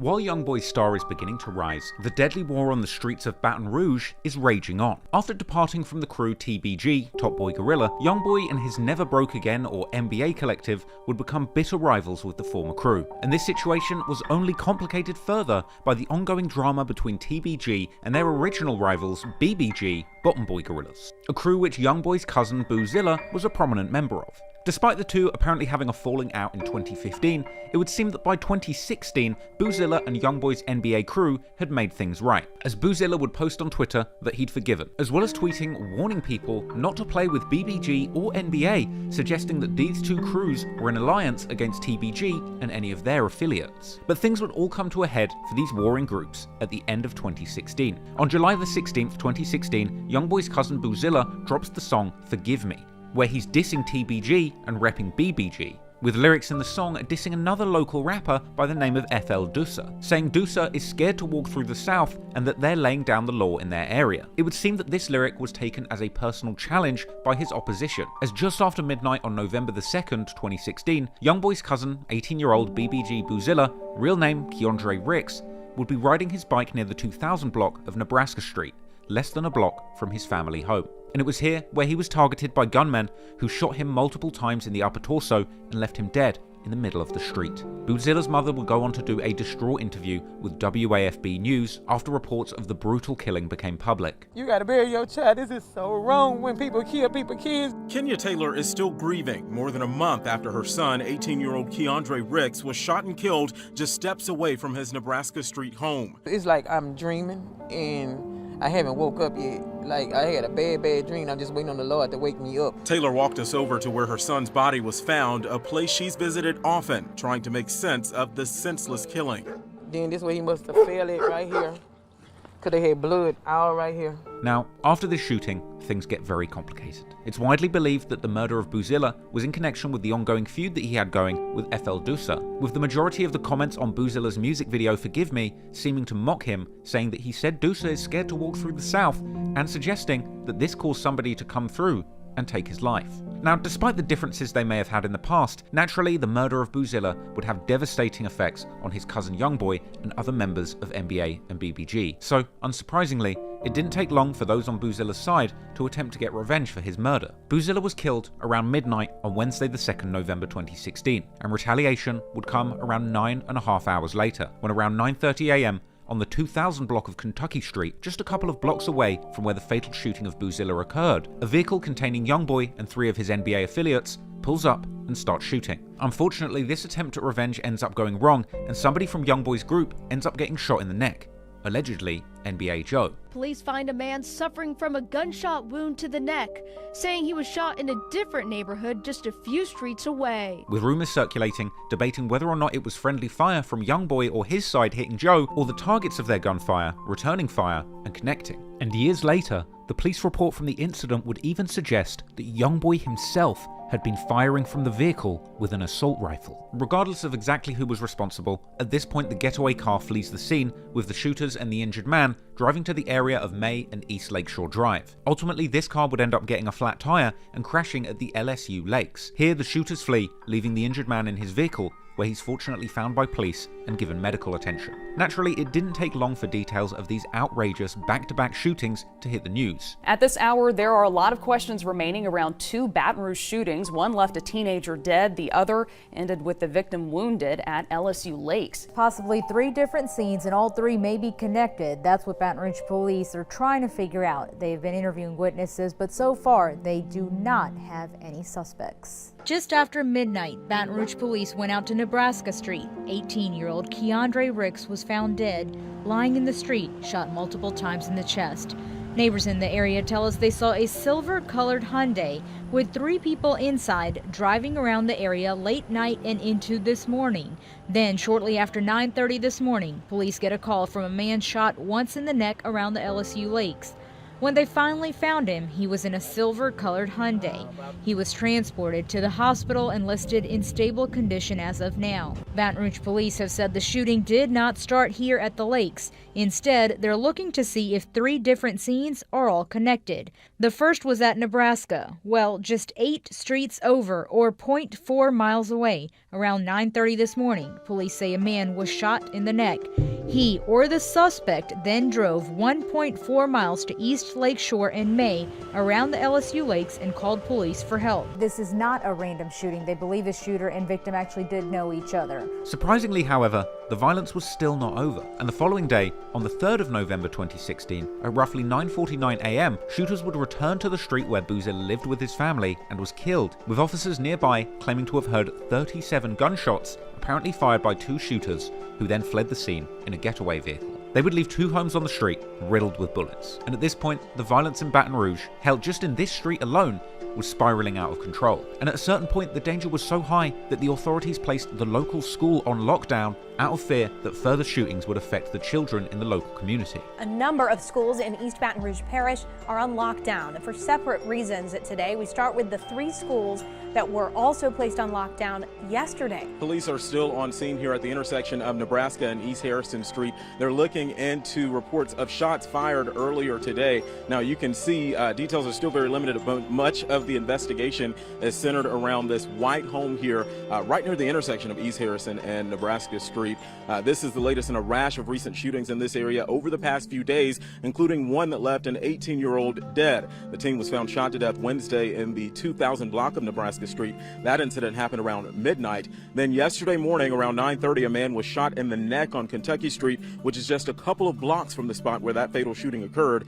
The victim left the area in a car and then parked around the LSU lakes to call for help. These recent violent incidents near Nebraska have left some residents feeling uneasy. At this point, even people living on this street were being interviewed by the news, telling them that it's like living in hell. I live on this street, and this about the worst street to live on. You say living in hell? This is hell right here. The young folks don't have no respect for old Elizabeth. At some point, the shooting would stop, the smoke would clear, and local investigators would finally be able to piece together exactly what had happened and putting those involved in handcuffs. A 17-year-old man by the name of Trayshawn Coates would be arrested and charged with second-degree murder for the killing of Boozilla, along with a 27-year-old man by the name of Monty Carey. This was reported in The Advocate that also published an interview with Boozilla's mother. In it, she would claim that since the killing, her other children's grades have fallen in school and that they're suffering behavioural issues. And I thought that this was an important detail to include, because you have to remember that when somebody gets killed in a gang feud, it starts a chain reaction, and ultimately, this cycle of violence affects far more than just the victims. Whether it's their innocent relatives suffering depression following the incident, or surviving friends who vow to commit acts of violence in revenge, a vicious cycle is started when that first killing happens, that only accelerates with more retaliation, dragging more and more innocent people into this deadly cycle of violence. Anyway, despite the rumours that FL Dusa was involved in the killing of Boozilla after he dissed him on the song Forgive Me, Dusa, real name Renard Clifton, would not be connected to this incident officially, though theories would circulate online suggesting that he was the one that sent the hit. He would remain free following this incident, going on to release songs like Straight Facts. However, he would end up in jail on a separate attempted murder charge stemming from a double shooting on the 3rd of June 2018, which we'll go into in detail later. But with the shooters of Boozilla in cuffs, the Baton Rouge police would next be tasked with finding those NBA members who slid the following day, with one member who got shot in the neck already in the arms of law enforcement. Their next job was to get their hands on Youngboy himself. A warrant was issued for his arrest, and he would be tracked down by authorities, being arrested on November the 28th, being taken into custody by US Marshals just before he could get on stage at a show in Austin, Texas, in dramatic scenes that were even caught on camera. Hey, get inside, get inside! Hey, get the hell inside, get the fuck inside! Youngboy was charged on suspicion of attempted first-degree murder from the alleged drive-by shooting, while NBA Big B, real name Trulondrick Norman, was also involved in the shooting but wouldn't get arrested for his role in it until 2019. There was also NBA Ben 10, real name Ben Fields, who would also be identified as having participated in this drive-by shooting. As a result, following the arrest of the NBA crew and Youngboy himself, the local news would begin to report on this dramatic takedown of one of Baton Rouge's most promising rappers. 17-year-old rapper Kentrell Gaulden, better known by his stage name NBA Youngboy, is behind bars tonight after being taken into custody by federal authorities before a concert in Austin, Texas. Tonight, police say they've arrested 17-year-old Kentrell Golden, a rapper known by his stage name NBA Youngboy, in connection to a drive-by shooting on Kentucky Street. Detectives believe those shootings may have been in retaliation to Rick's death and say more arrests are possible as they continue to investigate. At this point, Youngboy would be taken back to Louisiana and booked into prison with a $200,000 bond being set. But the Baton Rouge police weren't done seeking justice yet, as the final piece of the puzzle would fall into place once police announced an arrest in the third shooting, which occurred on Boozilla Street the day after NBA members had attempted to get revenge for his death the previous night, with cops identifying 20-year-old Derek Geis, who was taken into custody, accused of being the getaway driver for 2 other shooters, being charged with attempted murder, attempted second-degree murder, aggravated criminal damage of property, illegal use of a weapon, and simple criminal damage to property. And he would ultimately end up pleading down to a lesser weapons charge and getting only 2 years in jail, with cops ultimately identifying one of the shooters in the case as Michael Odenyinma, as well as, shockingly, Trayshawn Coates, that very same person who was charged for the Boozilla murder just the day before. Which means that if true, the person that killed Boozilla did it, got spun on by NBA, and still went back the very next day and shot up that same block again. But unfortunately, due to him being just age 17, there was never any public reporting on whether or not he was found guilty for these crimes or sentenced. The murder of Boozilla and days of deadly violence that followed truly rocked this Baton Rouge community, as well as those connected to the victims. Many NBA members would get RIP Boo tattoos on their necks, and others would be seen toting guns at Boozilla's grave. Regular celebrations would be held called Boo Day on his birthday in his honor, and at the 2018 celebration of Boozilla's life, his mother would speak to a crowd, delivering some poignant words to a number of friends and family who had gathered in the area. It's just my baby time to go. Yes, it hurts. But the good Lord called him home, so he in a better place. And if they asked him to come back here, he wouldn't even want to come back here. He just gonna wait on us to come up there, so y'all gotta do good, so y'all can make it to heaven. He was like, we just for the Lord. I know a lot of people out here doing a lot of stupid things, and I ain't gonna tell y'all don't handle y'all business, but if they ain't coming at you, don't worry about it. But if they come at you, you handle your business. That's all I can tell you. But all I'm gonna do is I'm gonna pray for all of y'all, pray y'all make it home safe, and pray for y'all every day. Because I don't want nobody to go through what I'm going through, because this really hurts. This like about to send me insane. Like some days I do good and some days I have my bad days, and today just a good day. But I don't want to see nobody mama going through what I'm going through, nobody's siblings, nobody's family, nothing, because that really hurts. They like when somebody do things like that, change the person's whole life. You think you don't hurt that person, you hurt that person because it ain't meant for them to be here, they gonna leave here. So that person at peace, but that person's family is suffering. So all I want y'all to do is do good, get y'all education, be the best y'all can be. The sky's the limit. Whatever y'all want to do, y'all do. It's important to remember that no matter how many songs or social media posts glamorize the sliding that goes on between these gangs, behind this are grieving families, mothers and siblings who have to live with the consequences of these split-second decisions. And as she said, when somebody dies in the gang wars, that person who died is at peace. It's everyone else who was innocent to the original beef that has to live on with the grief of someone else's impulsive decisions. Sadly, it would take many years for Youngboy to realize the consequences of the violence playing out in his music and in his life. But for now, he would be stuck in the system waiting for a chance to plead his case in front of a judge. At the time of these charges, Youngboy was only 17 years old, but Louisiana is one of the few states in the US where 17-year-olds can be charged as adults. And so, Youngboy spent December 2016 to August 2017 incarcerated, waiting for updates on his case. But, at least for the fans, it wasn't all bad, because while Youngboy was locked up, his management team got to work and did their best to keep his music career alive. They created an updated version of his previous project, Before I Go, re-releasing it as Before I Go Reloaded, removing the songs Stuck With Me, Change, and All Night, and adding that 21 Savage remix of Murder, along with the track Bands and Fact. Then, on April the 14th, 2017, the label also released a reloaded version of his Mind of a Menace 3 mixtape, which removed the Murder remix with 21 Savage because they just put it on the Before I Go Reloaded mixtape, as well as taking off the tracks Life and Booting in this, and adding the tracks Blowing Up and Just Made a Play featuring Moneybagg Yo. So, while Youngboy was sitting in jail, all of these songs that were being released were picking up heat in the streets, and fans would eagerly await his release. And eventually, to some people's surprise, Youngboy was actually able to cut a pretty favourable deal with prosecutors, copping to the lesser charge of aggravated assault with a firearm. On August the 22nd, 2017, Youngboy was sentenced to a term of 10 years suspended prison time and 3 years of active supervised probation, which essentially meant that he was able to get out of jail and return to his music career. But the potential to have to go back and serve a full 10 years in prison would now follow him around for 3 years, along with a probation officer who would be closely supervising his every move going forward. In addition to that, he was also ordered to pay a fine of $5,000 and do 250 hours of supervised community service, which apparently even included doing an anti-violence PSA, which to the disappointment of fans everywhere, never seemed to actually surface publicly. But Youngboy wouldn't simply waltz out of the courtroom, because apparently during that sentence, he had what was described as a tense but respectful back and forth with District Judge Bonnie Jackson. Apparently during the case, she admonished him for going out with his boys looking for trouble and finding it. But Youngboy, to his credit, kept his cool during this exchange, taking full responsibility for everything that had gone down in the incident. Judge Jackson went on to say that she didn't care about Youngboy's celebrity status and suggested that his rap music wasn't helping the high rates of violence in the community that he was coming out of. The judge would tell him directly that the genre of music that he makes has a lot to do with the mindset that people have, suggesting that it normalized violence. Apparently, Youngboy actually interjected at this point, reminding the judge that nobody had actually died in the incident, with the judge clapping back, saying that he's lucky that he's such a bad aim and that he wasn't facing first-degree murder charges. It's also worth pointing out that the court did hear about how Youngboy had been trying to make a difference in his community by looking after his mother, buying her a home, and giving out school supplies to local children. The judge would then make a smearing and condescending remark about the fact that Youngboy had 3 kids at 17 years old. In response to that dig by the judge, Youngboy promised to do right by his family, and once Youngboy accepted his plea, he would be released from jail ahead of the actual sentencing, being welcome homed by hotshot rappers like Boosie and Young Dolph. Youngboy would be seen fresh home on social media, being greeted by his NBA crew, and rocking the same Burberry button-up shirt that he was booked for the crime in.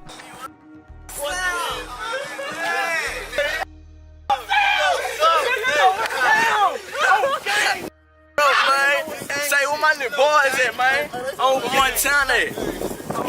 What up, Meg, man? What's up, baby? I'm coolin', man. Austin, Texas, man. We got to see what the deal is.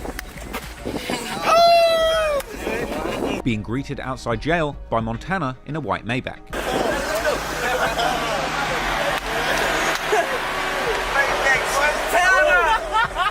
it's the best feeling ever. We got KD right there, we got Davis, we got Matt Toy. Man, you know what it is.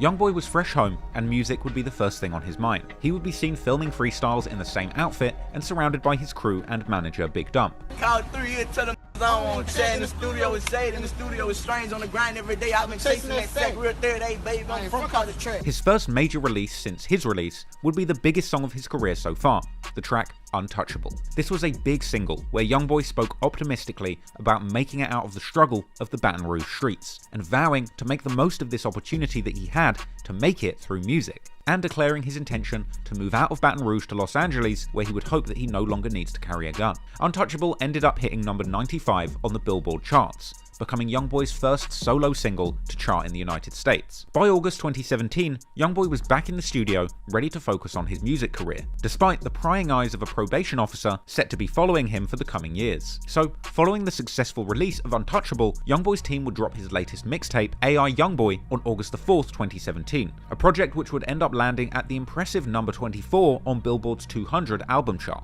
This also included another popular single, the track No Smoke, which surpassed Untouchable and ended up landing at number 61 on Billboard's Hot 100 singles chart. Youngboy was storming the charts and seemingly attracting the attention of both labels and other rappers. Funnily enough, on the song GG, Youngboy seemed to suggest that Chicago rapper Lil Durk and his collective had tried to sign him to his crew and record label, OTF, or Only the Family. But Youngboy would have bigger ideas than signing to another rapper, as only days after Youngboy's sentencing went public, it would then be announced that he had officially signed to Atlantic Records in a huge 5-album contract reportedly worth $2 million.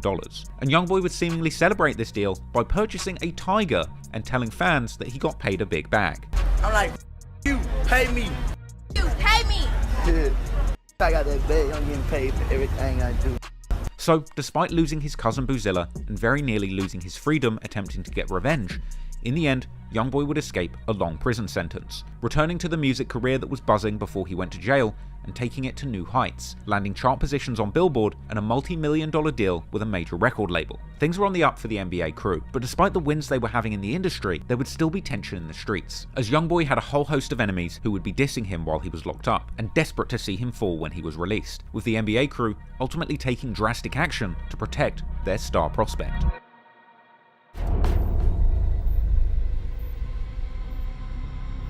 After the double murder and the investigation that followed, the question remained: was YNW Melly responsible for the calculated and cold-blooded killing of his closest friends, or was this, as Melly's legal team continued to claim following the narrative established by Bortland, that was just the result of a tragic drive-by shooting? For 4 years, Melly remained in legal limbo, waiting for his day in court, until finally in June 2023, that day arrived. But that trial turned out to be a legal spectacle that ultimately failed to produce a definitive outcome, ending in a mistrial on July the 22nd. We are still unable to reach a unanimous decision. So at this time, what I am going to do is just declare a mistrial. After 19 days of testimony and over 14 hours of deliberation, spread across 3 days, the 12-member jury remained hopelessly deadlocked, with 3 jurors reportedly refusing to find Melly guilty on the charges of manslaughter. The most sensational detail of the mistrial came out afterwards, when one juror claimed publicly that the deadlock was driven by one disruptive juror, who eventually persuaded 2 others to come to her side. But even without the influence of one alleged rogue juror, what's noteworthy is that the jury seemingly unanimously found that there was no evidence beyond reasonable doubt to convict Melly of first-degree murders, the actual charges that the prosecution were aiming for. And despite forensic experts testifying that the fatal shots came from inside the car, directly contradicting the drive-by shooting narrative, and phone data placing Melly's alleged phone inside the vehicle at the time of the murders, the case remained deeply divided, and the prosecution and police overall would receive a barrage of criticism on how the investigation was handled. Florida judge sided with Melly's defense team and pulled lead prosecutor Christine Bradley off the case. It's a huge win for the rapper's defense, who claimed Bradley allegedly covered up a report that the investigation's lead detective had asked a Broward County Sheriff's deputy to lie about being present while serving a search warrant. Detective Moretti said to Deputy Morell, "You need to say you were here when I served that search warrant." And it was kind of like an awkward moment. Someone described it just kind of getting punched twice in the head. So there's a search warrant that gets served, and I'm like, what's going on? And then the next thing, he's asking this deputy to lie for him. This is a fundamental fairness thing. You have evidence, you need to turn it over to him. If you didn't turn it over to him, you can't use it. That's really the basic. I don't think the prosecution is being effective at all. She's not connecting the dots. She's just reading a bunch of emails and a bunch of texts, and I think the jury is going to have a very difficult time tying that all back to Melly. The actual evidence of someone saying, hey, he was the guy who pulled the trigger, he was the guy who was in the car, here's the DNA, here's the gunshot residue, that's all missing. This looks a little incompetent. Miramar Police seems to have botched this investigation, and they call the Broward Sheriff's Office and ask them to come and look at the investigation upon which this entire prosecution rests. And he looks at it, and he says he instantly knew he had to start from scratch. I think his words were, "It was the worst thing I had seen in my life." And decisions ending after 3 days, with the jury not able to come up with a unanimous decision to decide the fate of YNW Melly. I am going to do is just declare a mistrial. Moreover, the heavy focus on Melly's alleged gang affiliation, which the prosecution was seemingly trying to use to show premeditation in order to justify the first-degree murder charges, was also seen by many experts as simply a flawed strategy. They're just talking about taking oaths. They're talking about what happens within the gang and with the G-Shine, which is the subset of the Bloods, but nothing really has been established as far as that crime is concerned. And last thing I'll mention is they're talking about dates before and after the crime, so nothing's really been established thus far in my mind. One of the defense's most critical psychological wins was arguably involving the state's gang expert, Detective Danny Polo, who begun his testimony by wearing a full ski mask, arguably for his own safety, which many considered to be terrible optics. Always said, if you have to be masked, get somebody else to do it. I think wearing a mask just taints the entire case. It immediately puts the jurors, it gives them anxiety. Things would get even worse when, during cross-examination, it was revealed that Polo's face was easily found on public internet searches and, unfortunately, on his wife's Cash App profile, with the judge eventually forcing Polo to remove his mask in the court. I'm going to show you what is a picture of a mask. That is you and your family. Yes, sir. And that's on your wife's Cash App. Yes, sir. I think it also backfired because now he has to go without a mask. So it seems that from the state side or the prosecution side, maybe they were masquerading, great word, initially, and they were trying to draw more drama and point a spotlight on the defendant unnecessarily. The defense also succeeded in creating reasonable doubt on multiple fronts, like highlighting the crucial fact that the murder weapon was never found and no eyewitnesses placed the gun in Melly's hand. And not only was the gun never found, but the same seems to apply also for the clothes that Melly was allegedly wearing during the murders, which undoubtedly would have had blood on them, just like Bortland had on his t-shirt, which he tried to cover with a hoodie. There's also another matter that's rarely brought up, but if Melly did indeed receive a ride from Fredo Bang after the murders, why was Fredo's car seemingly never searched for blood, as there would almost certainly have been traces on it unless Melly literally changed his clothes before stepping into the car. Perhaps this was done and nothing was found, but given the police didn't apparently get a warrant to search for bloodstains inside Melly's house, this seems unlikely. Of the Jeep, all bloody, blood all over the place. And we learned that you could spray and determine if there was blood right here on the carpet, even though you don't see it. Why in the heck don't you get a search warrant for the house? Why in the heck don't you? Don't tell us we didn't know where he lived. Crucially for the defense, one witness, Adrian Davis, also provided an alternative timeline, testifying that Melly had actually left the Jeep before the shooting. Did there come a time that you were woken up before you got to the house? Yes. What happened? We pulled over, and that's when Melly got in the car with us.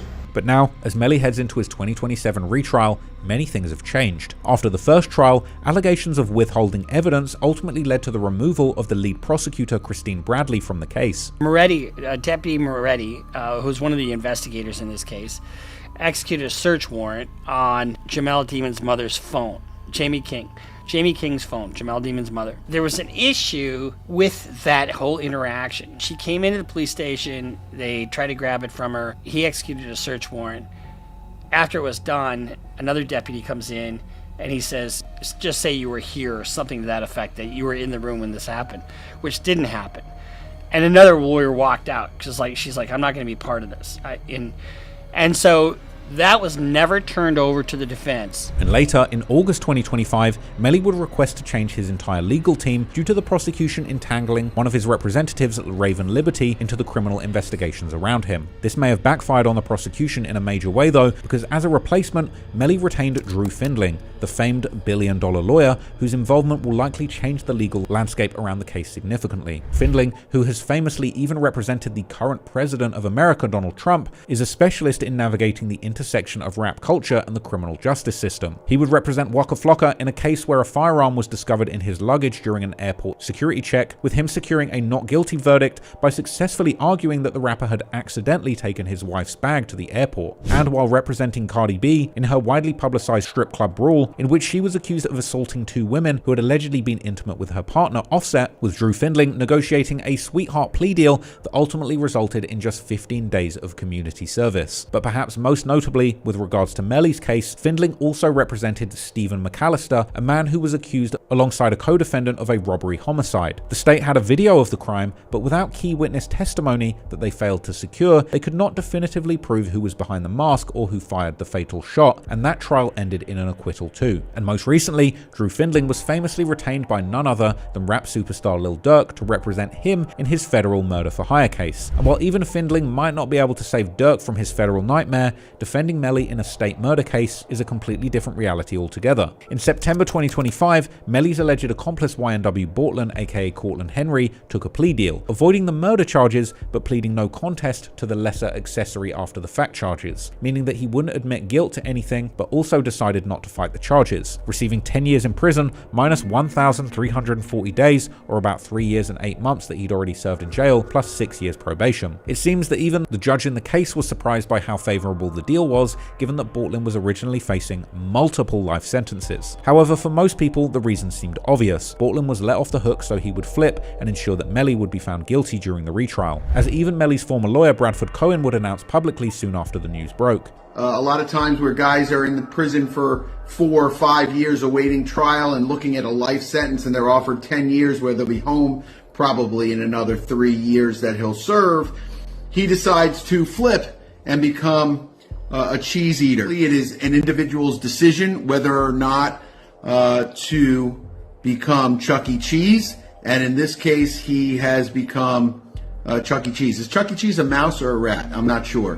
But long story short is he will be flipping, and it's going to make the case against YNW Melly a lot more difficult to win. These claims were based particularly on the part of his plea agreement where he promised to provide a sworn statement to the prosecution in order to, quote, explain his role. According to attorney John Phillips, who represents YNW Juvie's family in a civil lawsuit against Melly, Bortlen, and several others, it's likely that Bortlen will be called to testify during Melly's retrial, and if subpoenaed, Bortlen would no longer be able to invoke his Fifth Amendment rights against self-incrimination. That means if he were asked direct questions, such as whether Melly was present during the murders, Phillips believes Bortlen would likely confirm the prosecution's version of events. As lawyer and YouTuber Bruce Rivers would comment on his channel, if that happens, Melly is indeed completely cooked. Theoretically, Phillips said, Bortlen could now be called as a witness in Melly's upcoming trial. He could testify for Melly or against Melly. But my guess is if he's agreeing to do a proffer, he's going to snitch. I expect that to be the case, Phillips said. If they subpoena him, he can no longer take the Fifth Amendment on these issues. A judge can't compel him to testify now because double jeopardy's attached. Just ask, did Mr. Demons, that's Melly, ever leave that car? Was he sitting behind you at the time of the shootings? A jury's going to watch him squirm, and I think he's going to say, yes, Mr. Demons was there, or Demons, whatever. And that's the missing piece. So right now they have all this circumstantial evidence, and that's one of the reasons that he got a hung jury. With this, Melly's goose is kind of cooked. Now, I'm not a legal expert, and I would never claim to know more about the law than someone like Bruce Rivers, but I would just like to point out that it wasn't that long ago when another very high-profile murder case rested on the shoulders of a star witness who couldn't plead the fifth due to his deal with the prosecution, and all I'm saying is that didn't turn out too well for the prosecution in the end. This is because, as the attorney Phillips himself would admit, now that Bortlen has been sentenced, there's little leverage that the prosecution has left against him. Bortlen's own lawyer would also give a statement after the plea deal saying that he doesn't represent snitches and that Bortlen would not be cooperating or testifying in Melly's trial, adding to that saying anyone who claims differently has not seen the plea deal and has no idea what they're talking about. It seems there's very little, if any, incentive for Bortlen to testify against Melly, and a whole lot of incentive for him to not testify, given particularly that he will be out in the not so distant future, with the opportunity to continue his rap career, which could be worth hundreds of thousands if not more with the right music and marketing team behind him. And while someone like Gunna's career took very little blowback from him allegedly cooperating with authorities in a roundabout way, Bortlen could very likely kiss his comeback goodbye if he actually did testify against Melly. The same sentiment was also shared by criminal defense attorney Safa Robinson-Ferrer when interviewed by the Law and Crime Network after the plea hearing. As far as I'm understanding it to be, is that through this proffer agreement, of course, the prosecution wants him to cooperate, but there's no negative sanction for him if he does not. There's not a positive that he will receive if he provides certain information, and there's not a negative that he would receive if he doesn't cooperate or if he doesn't give any additional information. I think considering the possible lifestyle that he lives, and of course we're in a no snitching environment with certain demographics, that he probably will not say much, if anything at all.